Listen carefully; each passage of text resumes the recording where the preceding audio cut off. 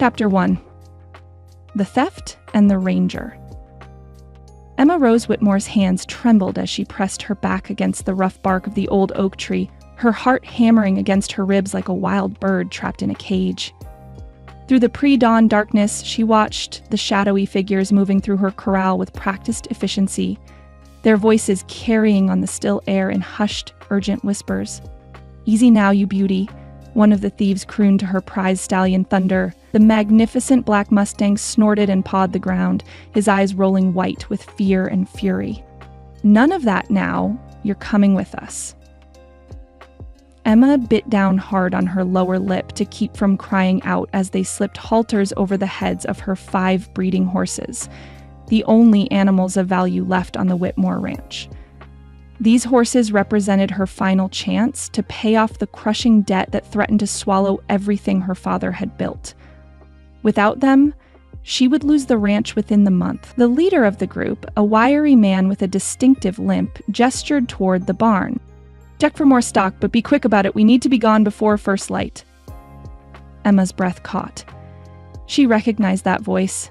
Jake Blackwood, the most wanted outlaw in 3 counties. His gang had been terrorizing small ranchers for months, but the local sheriff seemed powerless to stop them. Or perhaps, Emma thought bitterly, Sheriff Hawkins simply didn't care enough to pursue justice for folks who couldn't line his pocket. As the thieves led her horses toward the main road, Emma crept closer, desperate to see which direction they would take. A twig snapped beneath her boot and she froze, her pulse roaring in her ears. What was that? The youngest of the gang members, barely more than a boy, swung around with his gun drawn. "Just a coyote," Blackwood said dismissively. "Quit jumping at shadows, Billy. We got what we came for." Emma watched helplessly as her future disappeared into the darkness, the soft thunder of hoofbeats fading until only silence remained. She sank to her knees in the dirt, pressing her fists against her eyes as hot tears threatened to spill over. Everything was gone. Everything. But as the first pale fingers of dawn crept across the horizon, something hard and determined crystallized in her chest. She might be a woman alone in a man's world, but she was Thomas Whitmore's daughter, and Whitmores didn't surrender without a fight. By the time the sun cleared the eastern hills, Emma had saddled her mare Ginger and was riding hard toward Cedar Creek. The town sprawled along the creek bed like a collection of children's blocks, its weathered buildings and dusty streets holding little promise of justice. But Emma had nowhere else to turn. She tied Ginger to the hitching post outside Murphy's saloon and pushed through the batwing doors, her riding boots clicking against the sawdust-covered floor. The interior was dim and smoky, filled with the scent of whiskey and unwashed bodies. Several men, hunched over their morning drinks, looked up at her entrance with bleary curiosity. "I need to speak with Sheriff Hawkins," Emma announced, her voice carrying clearly through the suddenly quiet room.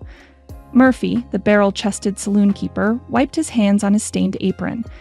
"Sheriff's ain't here, Miss Emma. Haven't seen him since yesterday afternoon." "Then where is he?"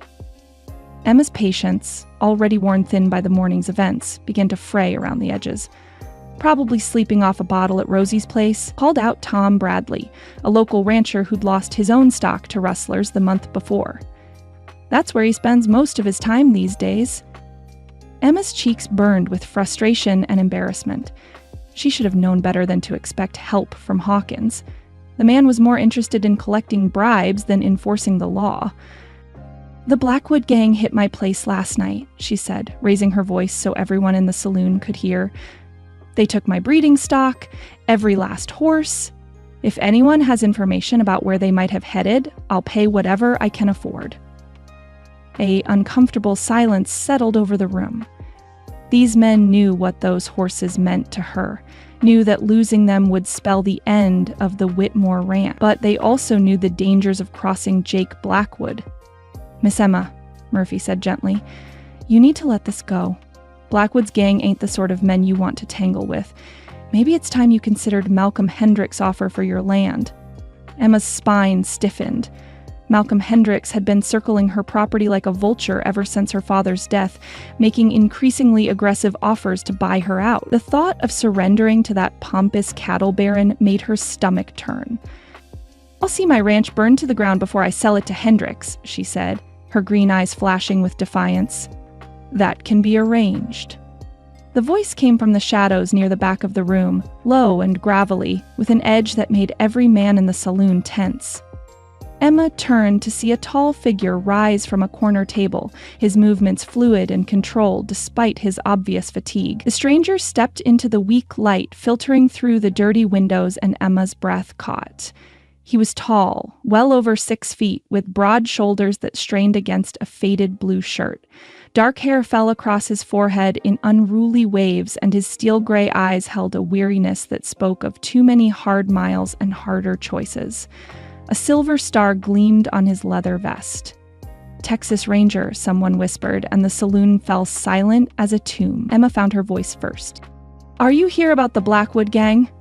The ranger's gaze swept over her, taking in her practical riding clothes and the determined set of her jaw. "I am. Name's Captain Jed Stone." His voice carried the authority of a man accustomed to being obeyed. "And you are?" "Emma Whitmore. They hit my ranch this morning, took my horses." She stepped closer, hope flaring in her chest for the first time since dawn. "You're going after them?" Stone's expression remained carefully neutral. "That's ranger business, Miss Whitmore. I suggest you go home and let the law handle this." "The law?" Emma's voice rose with incredulous anger. "The law in this town couldn't catch a 3-legged dog, let alone Jake Blackwood. Those horses are all I have left, Captain Stone. Without them, I lose everything." "I'm sorry for your loss," Stone said, his tone suggesting the conversation was over. "But tracking dangerous outlaws is no work for a woman." The dismissal hit Emma like a physical blow. She'd expected it, of course. Men always assumed women were too delicate for the harsh realities of frontier life. But coming from a Texas Ranger, a man who was supposed to represent justice, it stung worse than usual. "No work for a woman?" she repeated, her voice deadly quiet. "Let me tell you something, Captain Stone. I've been tracking animals across this countryside since I was 12 years old. I know every creek, every canyon, every game trail within 50 miles of here. I can read sign that would make your eyes water, and I can shoot well enough to put food on the table.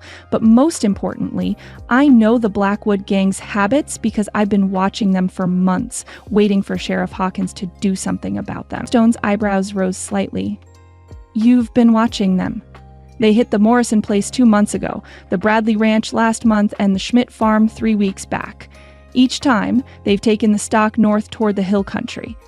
There's a pattern, if you know how to look for it." The ranger studied her for a long moment, his gray eyes unreadable. Around them, the saloon patrons held their breath, sensing the tension crackling between the two strong-willed individuals. "Even if that's true," Stone said finally, "I can't take a civilian into danger. It's against regulations." Emma's hands clenched into fists at her sides. "Your regulations won't get my horses back. But I know where they're headed, and I know shortcuts through terrain that would take you days to navigate alone. You need me, Captain Stone, whether you want to admit it or not." "The lady's got a point," Tom Bradley spoke up reluctantly. "Emma knows this country better than anyone. Her daddy used to say she could track a ghost across solid rock." Stone's jaw tightened. "This isn't a Sunday ride, gentlemen.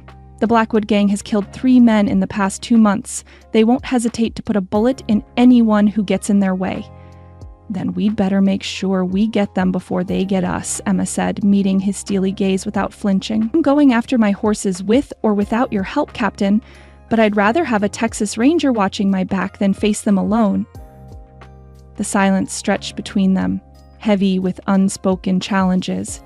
Emma could see the conflict in Stone's eyes. Duty warring with pragmatism, authority clashing with necessity.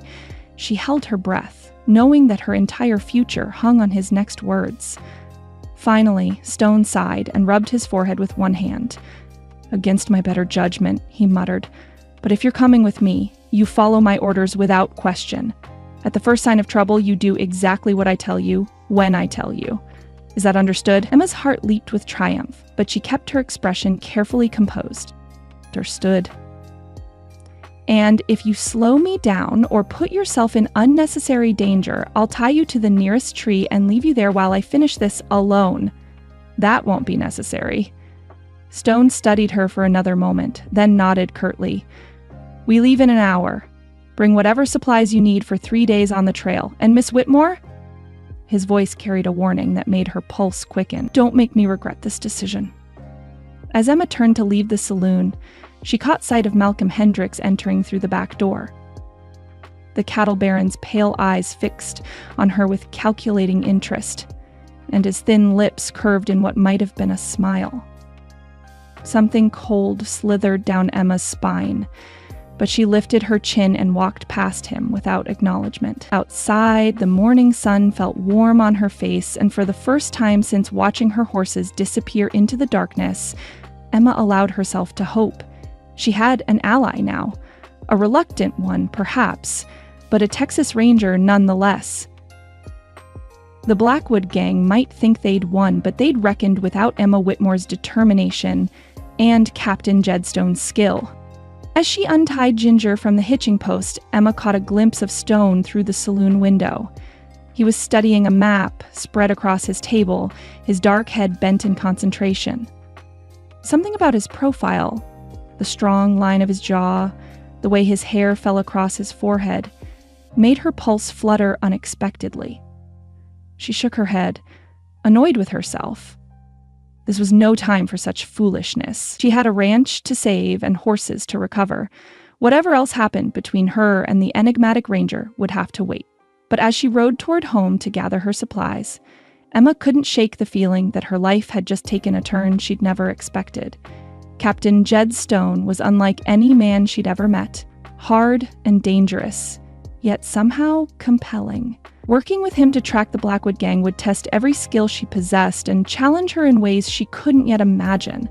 The thought should have terrified her. Instead, it sent a thrill of anticipation racing through her veins. Emma Whitmore had never backed down from a challenge in her life, and she wasn't about to start now. Chapter 2. The Trail. Emma pulled her hat down low against the blazing Texas sun as she knelt beside the churned earth where the stolen horses had passed. The tracks were clear as scripture to her practiced eye, 5 sets of hoofprints heading northwest, with the distinctive drag mark left by Thunder's right rear hoof where he'd favored an old injury. "They're moving fast," she said, rising to dust off her knees, "but not as fast as they could. They're being careful not to lame the horses." Captain Stone sat motionless atop his bay gelding, his steel-gray eyes scanning the horizon. "How long ago?" Emma studied the depth of the prints, the way the displaced dirt had settled. 4 hours, maybe 5. We're gaining on them." Stone's mouth tightened into a hard line. "Not fast enough. They've got too much of a head start." "Then maybe you should have listened to me from the beginning, instead of wasting an hour arguing about whether I could keep up," Emma said tartly, swinging up onto Ginger's back with fluid grace. The ranger's jaw clenched, but he said nothing. They'd been riding hard for 3 hours, and Emma had proven herself at every turn. She'd found water where he would have seen only dry creek beds, identified shortcuts through terrain that would have cost them precious time, and read the outlaw's trail with an expertise that grudgingly impressed him. What frustrated Stone most was how wrong he'd been about her.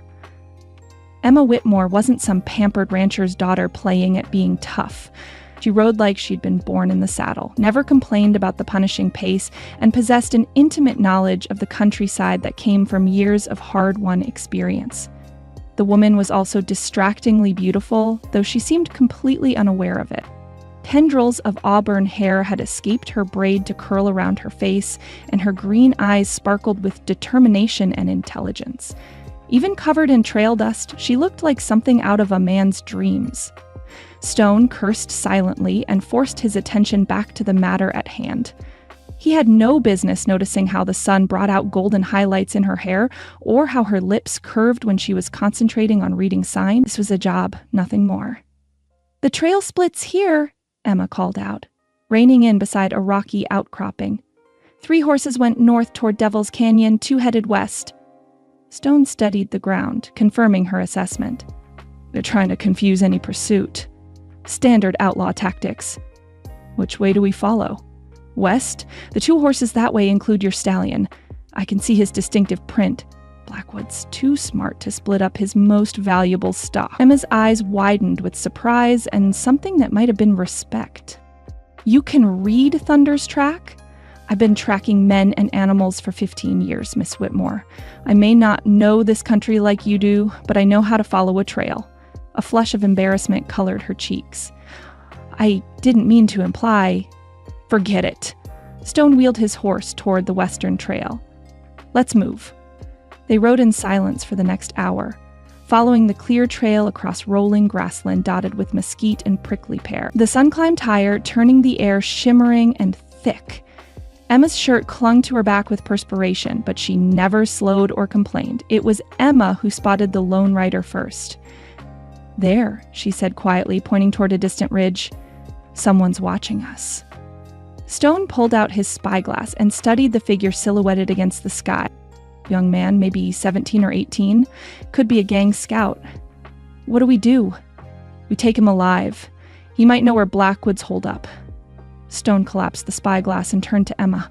Can you get closer without being seen? Emma studied the terrain between them and the ridge, her mind automatically calculating angles and cover. There's a dry wash that runs along the base of that hill. I could circle around through it, come up behind him. Too dangerous. I'll do it. You're too big, Emma said bluntly.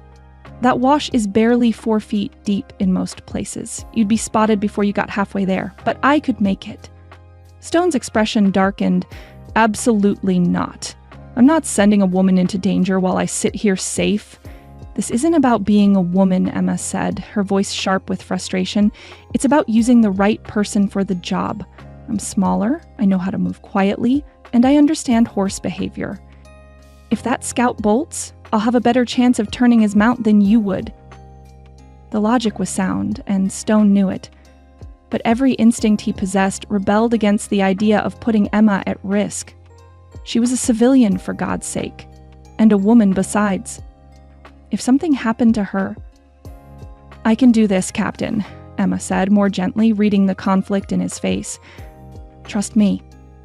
Trust. Such a simple word, yet it carried the weight of the world. Stone had learned long ago that trusting the wrong person could get you killed. But as he looked into Emma's steady green eyes, he found himself nodding against his better judgment. Stay low, move slow, and if anything goes wrong, you get out of there fast. Understood? Understood. Emma dismounted and handed him Ginger's reins, then began working her way toward the wash with movements so fluid and natural she seemed to flow across the landscape like water. Stone watched through his spyglass, his heart hammering with anxiety he had no right to feel. The scout, for Stone, was now certain that's what he was doing. Sat motionless on his horse, attention fixed on the main trail. He never looked down at the wash where Emma crept closer with infinite patience.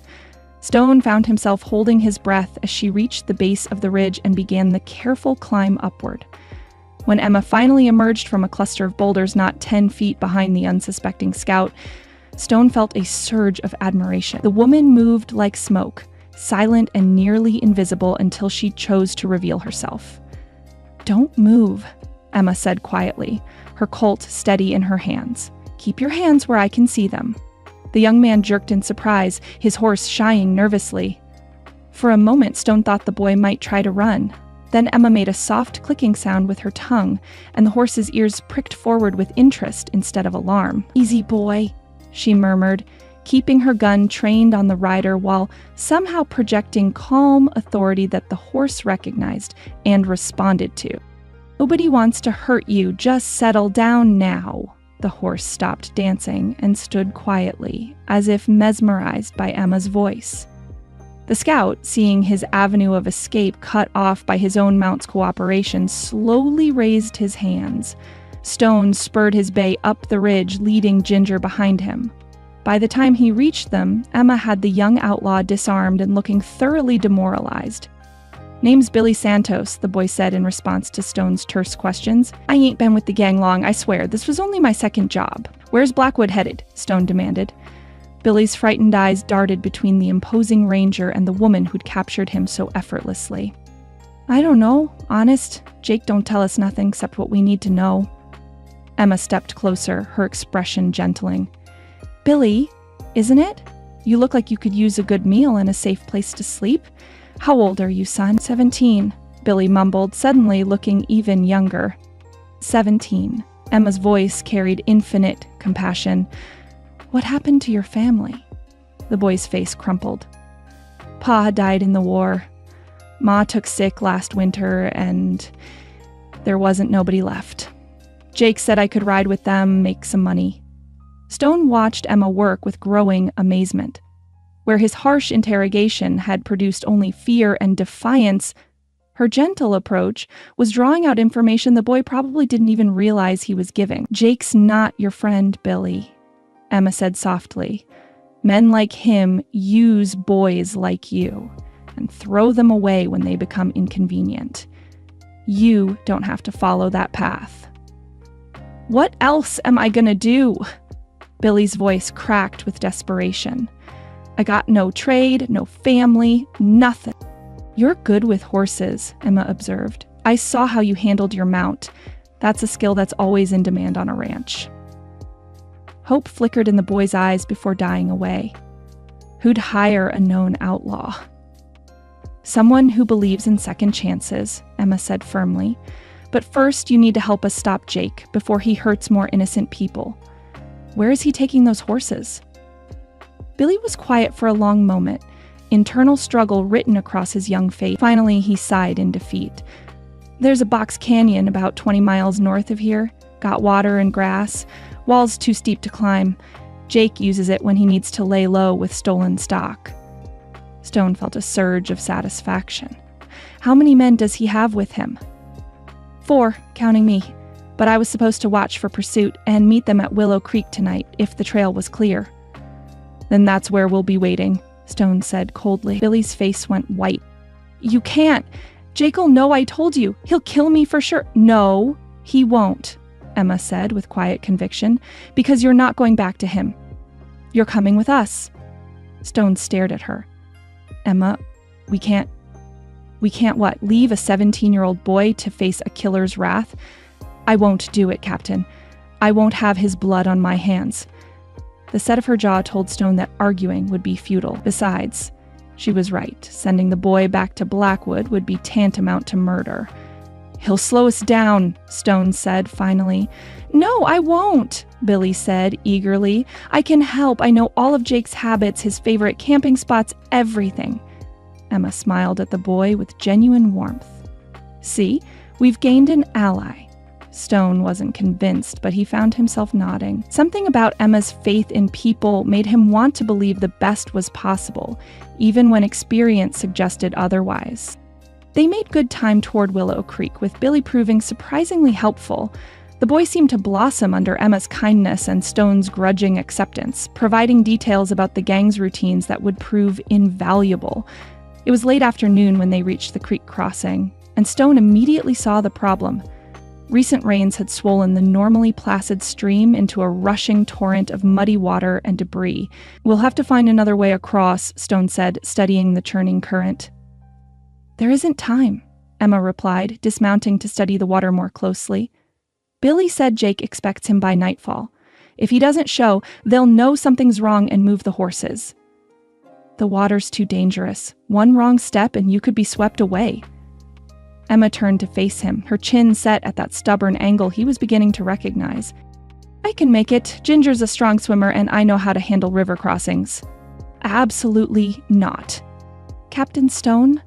I said no and I mean it. Stone's voice carried the full weight of his authority. I've seen too many good people die in flash floods. We'll find another way. For a moment, Emma looked ready to argue. Then her expression softened as she seemed to see something in his face that gave her pause. Wait, she said quietly, what do you suggest? Stone studied the creek, looking for alternatives. The water was indeed treacherous, but they had no choice. Every minute they delayed gave Blackwood more time to escape with Emma's horses. We go together, he said finally. Billy and I will take the horses across one at a time. You wait here until... No. Emma's voice was firm. If we're crossing, we all cross together.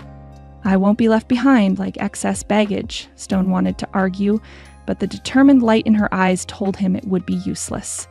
Besides, she was right about one thing. They needed to move fast. Stay close to me, he ordered. If you get in trouble, grab my stirrup and hold on. Emma nodded, then turned to Billy. Can you swim? The boy nodded nervously. Some. Good. Follow Captain Stone's lead and don't panic if your horse stumbles. They're stronger swimmers than you might think. Stone took the lead, guiding his bay into the swirling water. The current immediately grabbed at the horse's legs, trying to sweep them downstream. Behind him, he could hear Emma encouraging Ginger in that same calm voice she'd used with Billy's mount. They were halfway across when disaster struck. Billy's horse, spooked by a floating branch, reared and lost its footing. The boy cried out as his mount went down, throwing him into the rushing water. Without hesitation, Stone spurred his bay toward the struggling pair. But Emma was faster, driving Ginger directly into the current where Billy flailed helplessly. Take my hand, she shouted, leaning precariously from her saddle. Billy lunged toward her, desperation giving him strength. Emma caught his wrist just as the current would have swept him away, her face contorting with effort as she fought to hold on. Stone reached them seconds later, grabbing Billy's other arm. Together, they hauled the boy up behind Stone's saddle, where he clung with shaking hands. His horse, Emma called out, pointing downstream where Billy's mount struggled against the current. Stone wanted to let the animal go. They had more pressing concerns. But Emma was already turning Ginger downstream, her face set with determination. She caught up with the panicked horse and somehow managed to grab its trailing reins, talking to it in that magical voice until it calmed enough to follow her guidance. By the time they reached the far bank, all of them were soaked and exhausted. Billy collapsed on the muddy ground, retching up creek water, while his horse stood with trembling legs and heaving sides. That was the bravest damn fool thing I've ever seen, Stone said as Emma dismounted on unsteady legs. Which part? She asked with a shaky laugh. All of it. Stone stepped closer, his hands hovering near her shoulders as if he wanted to touch her but didn't dare. You could have been killed. So could Billy. Emma's green eyes met his steadily. Sometimes doing the right thing means taking risks. Stone stared down at her, seeing her truly for the first time.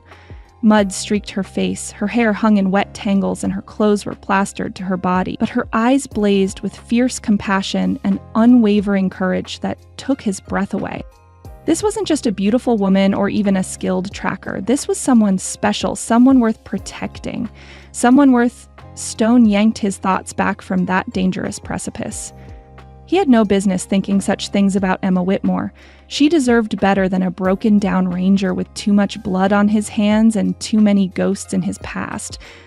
But as they prepared to continue toward their confrontation with the Blackwood gang, Stone found himself watching Emma with new eyes. She'd risked her life for a boy she barely knew, shown mercy to an enemy, and faced danger without flinching.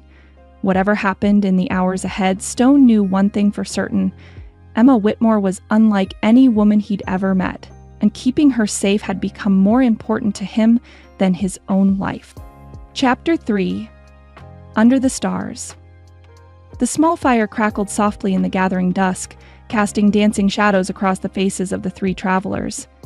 Billy had fallen asleep against his saddle, exhausted from the day's events and the terror of nearly drowning. His young face looked peaceful in the firelight, free from the haunted expression that had marked him as one of Jake Blackwood's gang.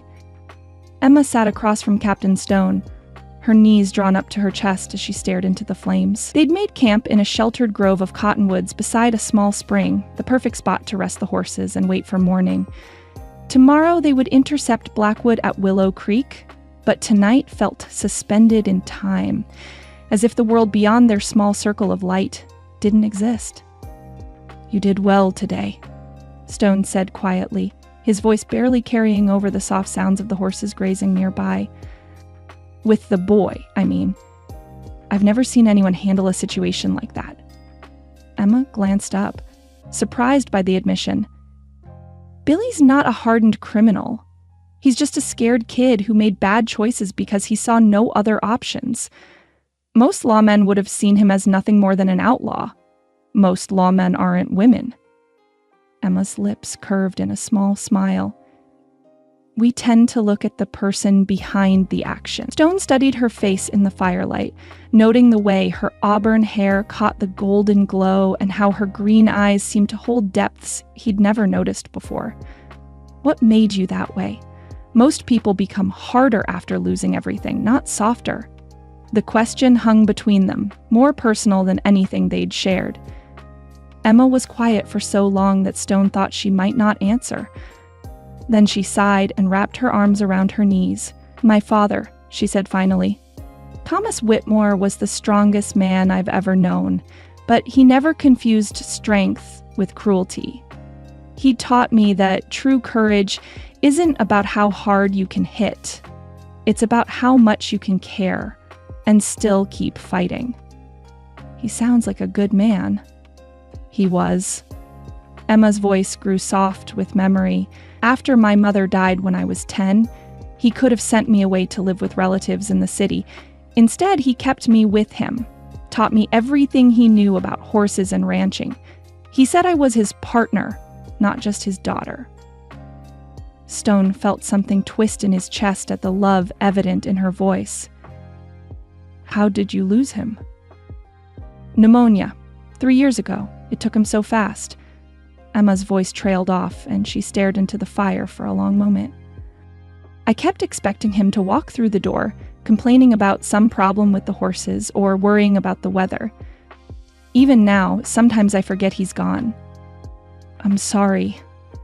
The simple words carried more weight than flowery condolences ever could.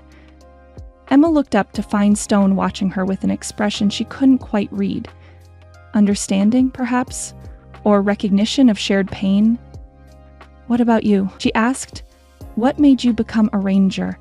Stone's jaw tightened, and Emma thought he might deflect the question, but after a moment he began to speak, his voice low and carefully controlled. "I had a ranch once. Nothing fancy, just a small spread north of Austin. I was going to raise cattle, maybe horses. I was even engaged to a woman named Sarah." He paused, his hands clenching into fists. 5 years ago, Comanche raiders hit while I was in town buying supplies. When I got back, Emma's heart clenched at the anguish in his voice. "Oh, Jed." The use of his given name seemed to surprise them both. Stone looked up sharply, and Emma felt heat rise in her cheeks at the intimacy of it. "I found them in the yard," he continued, his voice hollow. "My parents, my younger sister Sarah, they'd fought hard, but there were too many raiders. I buried them all on the hill overlooking the creek where Sarah and I used to walk." "I'm so sorry," Emma whispered. "After that, I sold what was left and joined the Rangers. Figured if I couldn't save my own family, maybe I could save someone else's." Turn's smile was bitter. "Turns out the world's full of people who need saving, but not all of them can be saved." Emma wanted to reach out to him, to offer comfort for wounds that were still raw after 5 years. But something in his posture warned her away. Instead, she asked, "Do you ever think about having that ranch again? A different ranch, I mean." Stone shook his head. "That life died with them. I'm a ranger now. It's all I know how to be." "But surely you want more than just chasing outlaws across Texas. Don't you want a home, a family? Men in my line of work don't get happy endings, Emma. We get bullets and unmarked graves." His voice was harsh, but Emma heard the pain beneath it. "I learned that lesson the hard way." The conversation lapsed into silence, both lost in their own thoughts. Emma watched Stone's profile in the firelight, seeing the lines of grief and weariness that marked his face. He was younger than she'd first thought, probably no more than 30. But he carried himself like a man who'd seen too much of the world's cruelty. Above them, the vast Texas sky stretched endlessly, ablaze with more stars than Emma had ever seen in one place. The sight never failed to humble her, reminding her how small her problems were in the grand scheme of creation. "Look at that," she said softly, tilting her head back to gaze upward. "Have you ever seen anything so beautiful?" Stone followed her gaze, and his expression softened slightly. "It's something all right. When I was little, my father used to tell me stories about the constellations. See that group there? Emma pointed to a cluster of bright stars. That's Cassiopeia, the vain queen who was punished for her pride. And there's the Big Dipper, which the Greeks called Ursa Major, the Great Bear. Your father taught you astronomy? Among other things. He said a person should never stop learning, no matter how old they get. Emma's voice carried a hint of wistfulness. He had so many dreams for this ranch. He wanted to breed the finest horses in Texas, maybe even ship them back east. He said our bloodlines were special. They are, Stone said quietly. I've seen a lot of horse flesh in my travels, but your stallion is something exceptional. Emma felt a warm glow at his words. Thunder's great-great-grandsire was a Spanish bar brought over by the conquistadors. The bloodline's been carefully maintained for generations. If I can get him back, establish a proper breeding program, you'll save the ranch. More than that, I'll honor my father's memory by making his dream come true. Emma's voice grew fierce with determination. I won't let Malcolm Hendricks or anyone else take that away from me. Stone studied her profile, admiring the strength in her jaw and the fire in her eyes. Emma Whitmore was a woman who would fight for what she believed in, no matter the cost. It was both inspiring and terrifying. What will you do if we don't get the horses back? He asked gently. Emma was quiet for a moment. I don't know. I've been so focused on this being my only chance that I haven't let myself think about failure. She looked at him with eyes that held both fear and resolve. But I suppose I'd find another way. Whitmores don't give up easily. No, Stone agreed. I don't imagine they do. A rumble of thunder echoed across the plains, and Emma glanced up to see clouds gathering on the horizon. Looks like we're in for some weather. As if summoned by her words, a cool wind picked up, carrying the scent of rain and causing the fire to dance more wildly.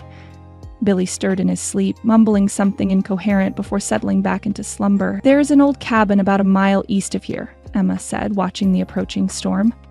We could shelter there if this gets bad. Stone nodded, already mentally calculating the distance and the time they'd need to reach safety. We should move now before the rain starts in earnest. They woke Billy and quickly broke camp, leading the horses through the darkness toward Emma's promised shelter. The first fat raindrops began falling just as they reached the abandoned cabin, and within minutes the sky opened up in a torrent that would have soaked them to the skin. The cabin was small and clearly hadn't been occupied in years, but the roof was intact and the walls solid. Emma quickly found an old lantern and matches, filling the space with warm, flickering light. Billy claimed a corner and was asleep again within minutes, leaving Stone and Emma alone in the intimate space. Outside, the storm raged with increasing fury. Lightning split the sky in brilliant white forks, and thunder crashed so loudly that the cabin's windows rattled in their frames. Rain drummed against the roof like bullets, and the wind howled around the eaves with voices that sounded almost human. I've never seen a storm come up so fast, Emma said, moving to peer out the window at the chaos beyond. Stone joined her, standing close enough that she could feel the warmth radiating from his body. Texas weather, he said with a slight smile. Peaceful 1 minute, trying to kill you the next. Emma laughed, a sound that seemed to surprise them both in the storm's fury. That's certainly true. I remember one summer when I was 12, a tornado touched down not 2 miles from our ranch. Daddy and I spent an hour in the root cellar listening to it tear across the prairie. Were you scared? Terrified, Emma admitted, but also fascinated. There's something about the raw power of nature that makes you feel so small and yet so alive at the same time.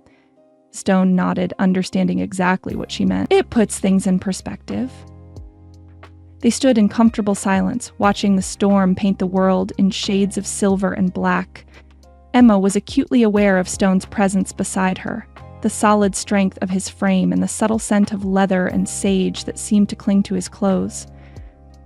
Jed, she said softly, what you told me about your family, I want you to know that their deaths weren't your fault. Stone's body went rigid. You don't know that. Yes, I do. Emma turned to face him, her green eyes bright with conviction. You can't be everywhere at once. You can't protect everyone all the time. Sometimes terrible things happen despite our best efforts. If I'd been there, You might have died with them, Emma said firmly.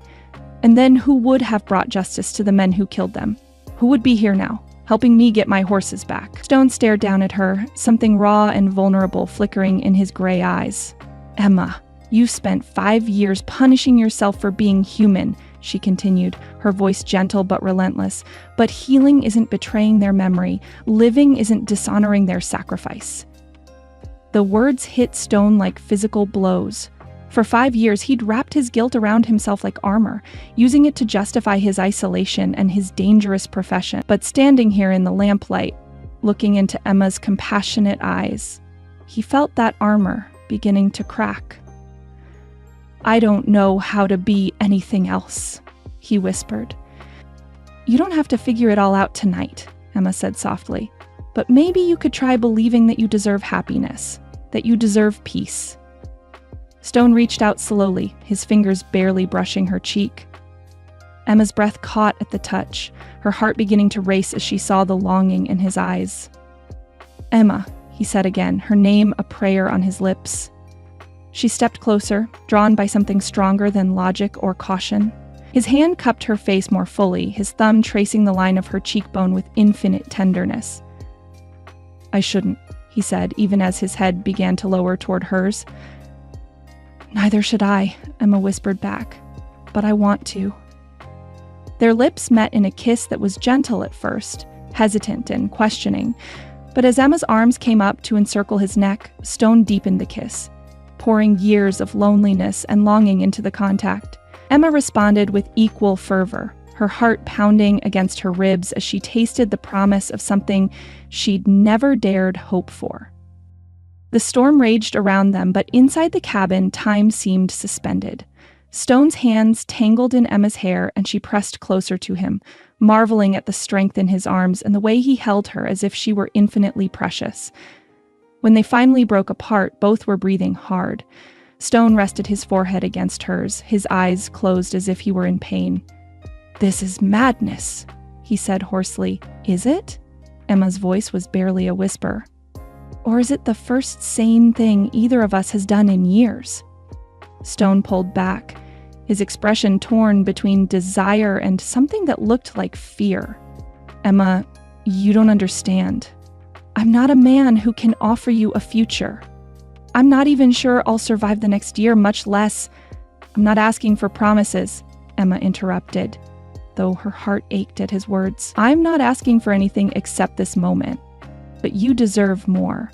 You deserve a man who can give you the life you want, the ranch you're fighting for, children.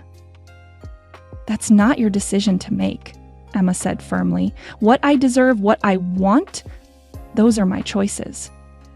Stone stared at her for a long moment, then stepped back with visible effort.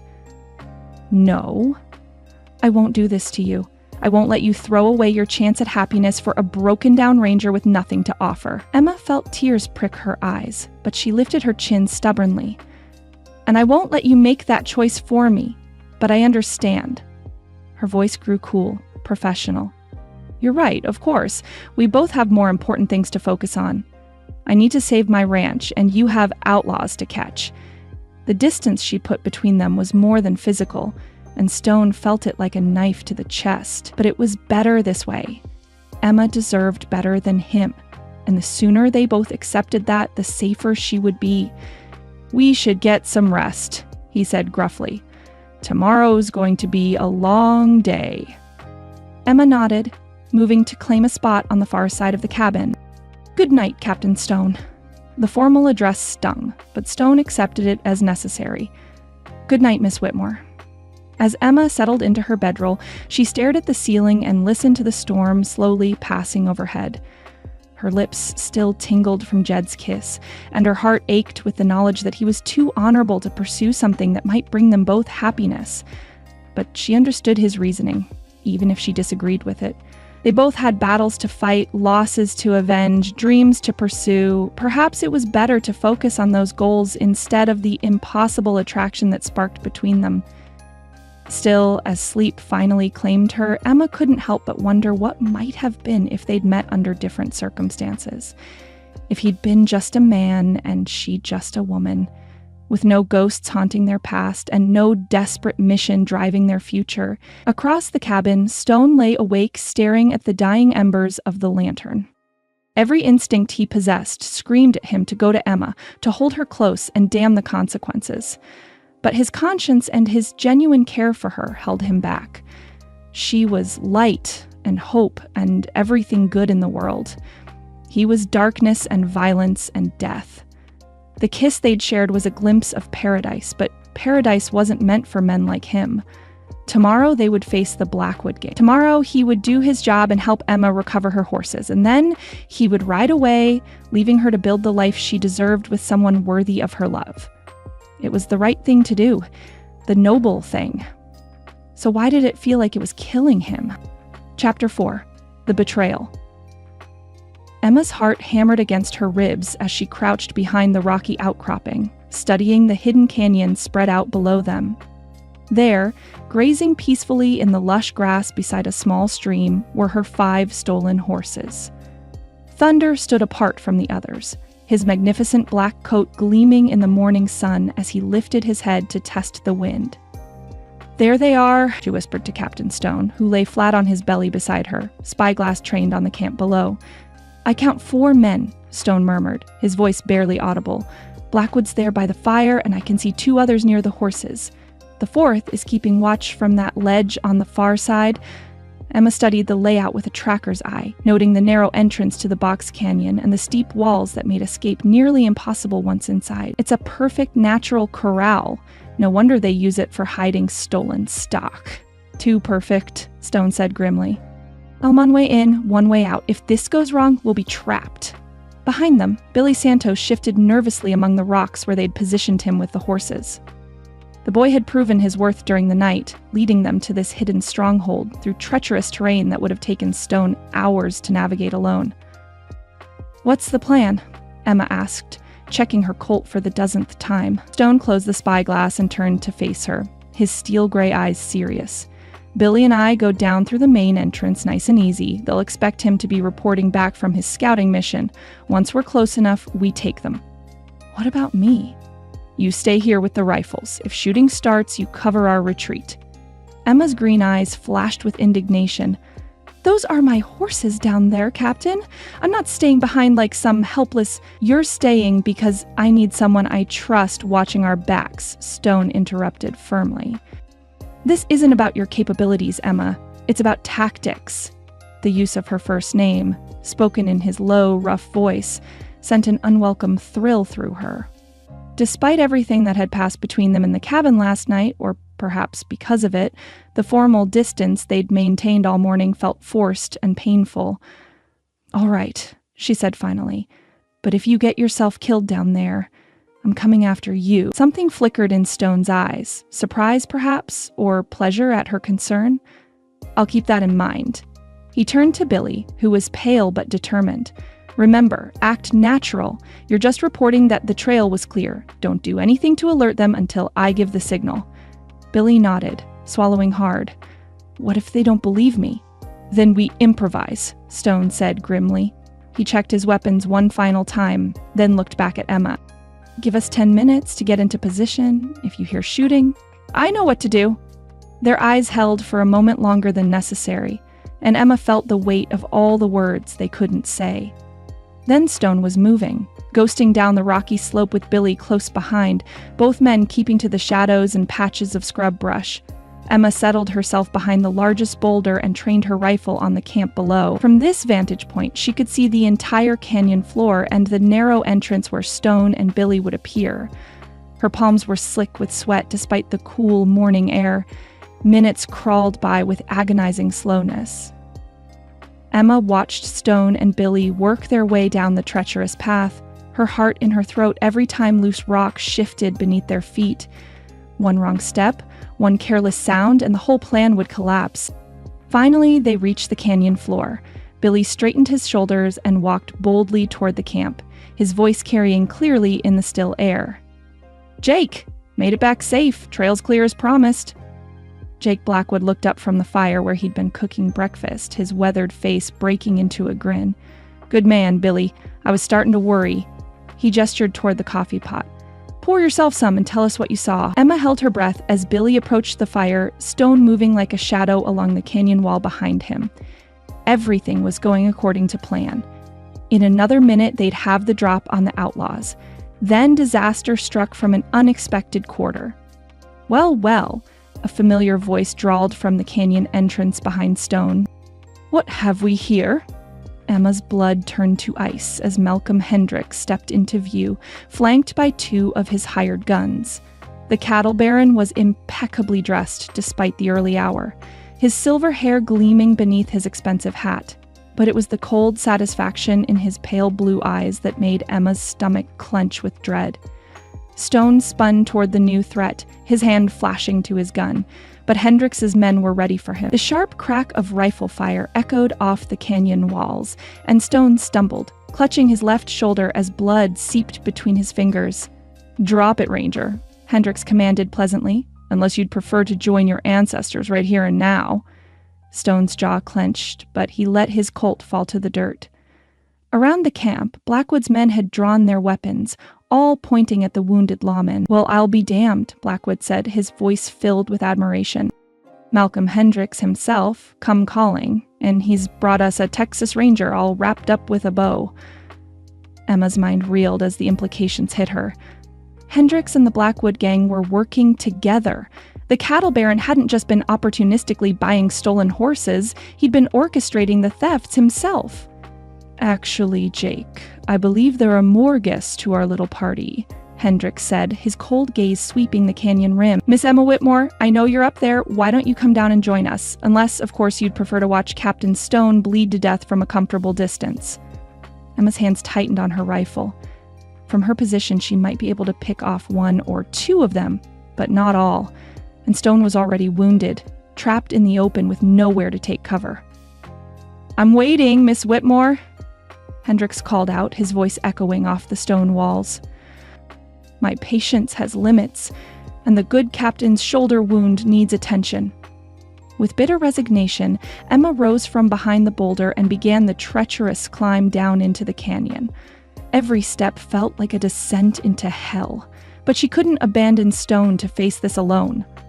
"There's a sensible girl," Hendricks said as she emerged onto the canyon floor, her rifle held high in surrender. "I do admire practical thinking." One of his men quickly relieved her of her weapons while another bound her hands behind her back with rough rope. Emma bit back a cry of pain as the bonds cut into her wrists, determined not to give Hendricks the satisfaction of seeing her break. Stone tried to move toward her, his face gray with pain and fury, but Jake Blackwood's gun barrel against his temple stopped him cold. "Easy there, Ranger," the outlaw leader said with a cruel smile. "No sudden moves, or the little lady gets to watch you die." "Very good, Jake," Hendricks said approvingly. "Now let's get our guests settled while I explain the situation." They were forced to sit with their backs against the canyon wall, Stone's wounded shoulder leaving a growing stain on the rock behind him.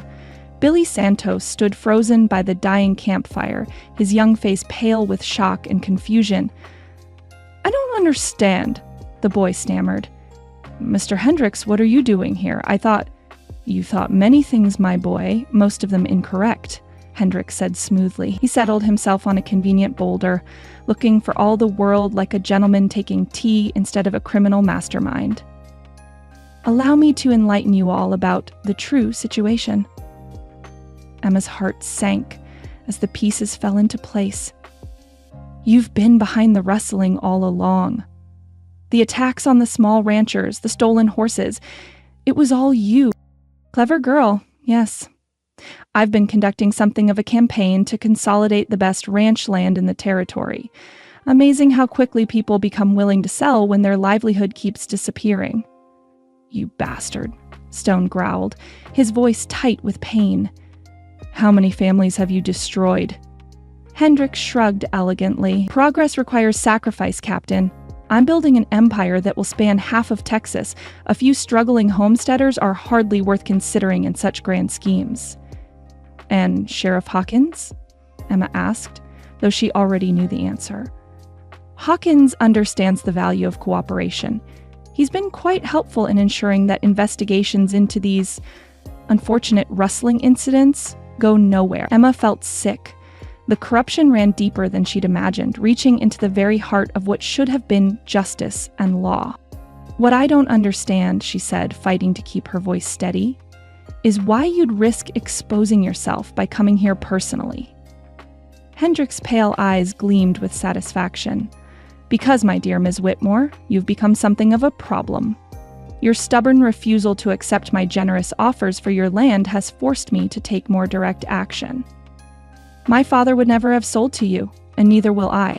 But circumstances have changed dramatically, haven't they?" Hendricks rose and began pacing, his expensive boots crunching on the rocky ground. "You see, I had planned for Jake's men to simply steal your horses and leave you no choice but to accept my final offer, but then you had to involve a Texas Ranger and complicate matters." Stone tried to shift position and winced as the movement sent fresh blood flowing from his shoulder. "Get to the point, Hendricks." "The point, Captain, is that Miss Whitmore now finds herself in a rather unique position to help me solve several problems at once." Hendricks turned to face Emma directly, his smile as cold as winter. "I'm prepared to offer you a bargain." "I'm not interested in any bargain you might." "You'll want to hear this one," Hendricks interrupted smoothly.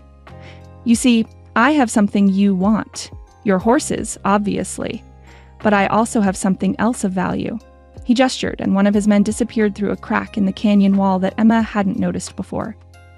Minutes later, he returned, dragging a familiar figure, Old Pete, bound and bloodied but mercifully alive. "Pete!"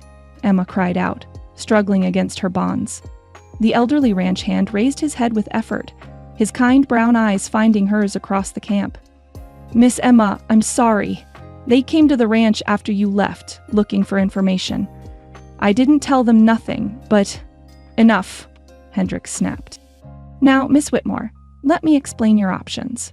Option 1, you can continue your stubborn refusal to cooperate, in which case Captain Stone dies from his wound. Quite slowly and painfully, I'm afraid. Old Pete here meets an unfortunate end as well. Your horses disappear forever, your ranch is foreclosed upon, and you're left with absolutely nothing." Emma's heart hammered against her ribs as the full scope of Hendrick's cruelty became clear. "Option 2, he continued, is much more civilized. You agree to marry me, a perfectly respectable arrangement that will unite our properties and give you the security you've been seeking. Captain Stone receives medical attention and is released to continue his career elsewhere. Old Pete returns safely to tend whatever stock remains on your ranch. Everyone lives, everyone prospers, except for all the other ranchers you'll destroy to build your empire," Emma said bitterly. "Their fate is sealed regardless of your decision. Your cooperation simply determines whether the people you care about survive to see the new order I'm creating." Stone struggled to sit up straighter, his face pale but his voice strong. "Emma, don't listen to him. Men like Hendricks don't keep bargains with people they see as inferior." "The Ranger makes a valid point," Hendricks acknowledged, "so let me offer proof of my sincerity." He drew a small derringer from his vest and pointed it casually at Stone's head. "Agree to my proposal now, Miss Whitmore, and I'll have Captain Stone's wound properly tended. Refuse, and I'll put him out of his misery this very moment." Emma stared at the tiny gun, knowing that at this range it would be more than sufficient to kill. Stone's gray eyes met hers, and she saw him try to communicate something. Defiance, perhaps, or a plea for her not to sacrifice herself for his sake. But Emma also saw old Pete, who'd been like a grandfather to her since her father's death. She saw Billy Santos trembling with fear as he realized the true scope of the evil he'd become entangled with. She saw her beautiful horses, who would disappear forever if she didn't act. Most of all, she saw Jed Stone, wounded and bleeding because he'd tried to help her recover what was rightfully hers. The man who'd held her so tenderly in the cabin, who'd shared his deepest pain with her, who'd kissed her with a passion that still made her pulse race.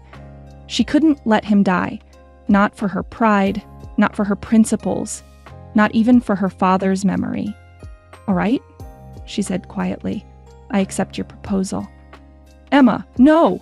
Stone lunged forward despite his wound, but Jake Blackwood struck him viciously with his rifle butt, sending the Ranger crashing back against the canyon wall. "Excellent," Hendricks said, his satisfaction evident.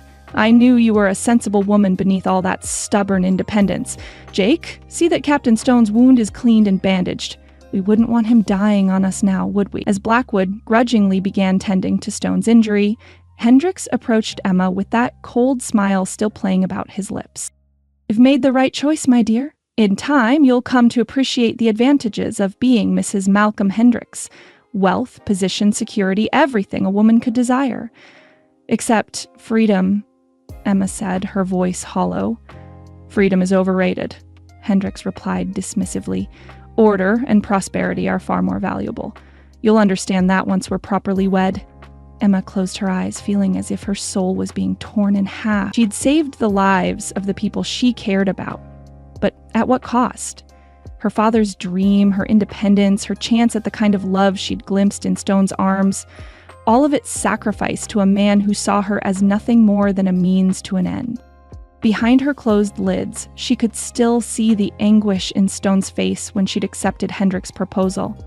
He probably thought she'd chosen wealth and security over love, just like his Sarah would have if she'd lived to make such a choice. If only he knew the truth. That she was doing this for him, to save his life and give him a chance to escape this nightmare. Perhaps someday he would understand. Perhaps someday he would forgive her.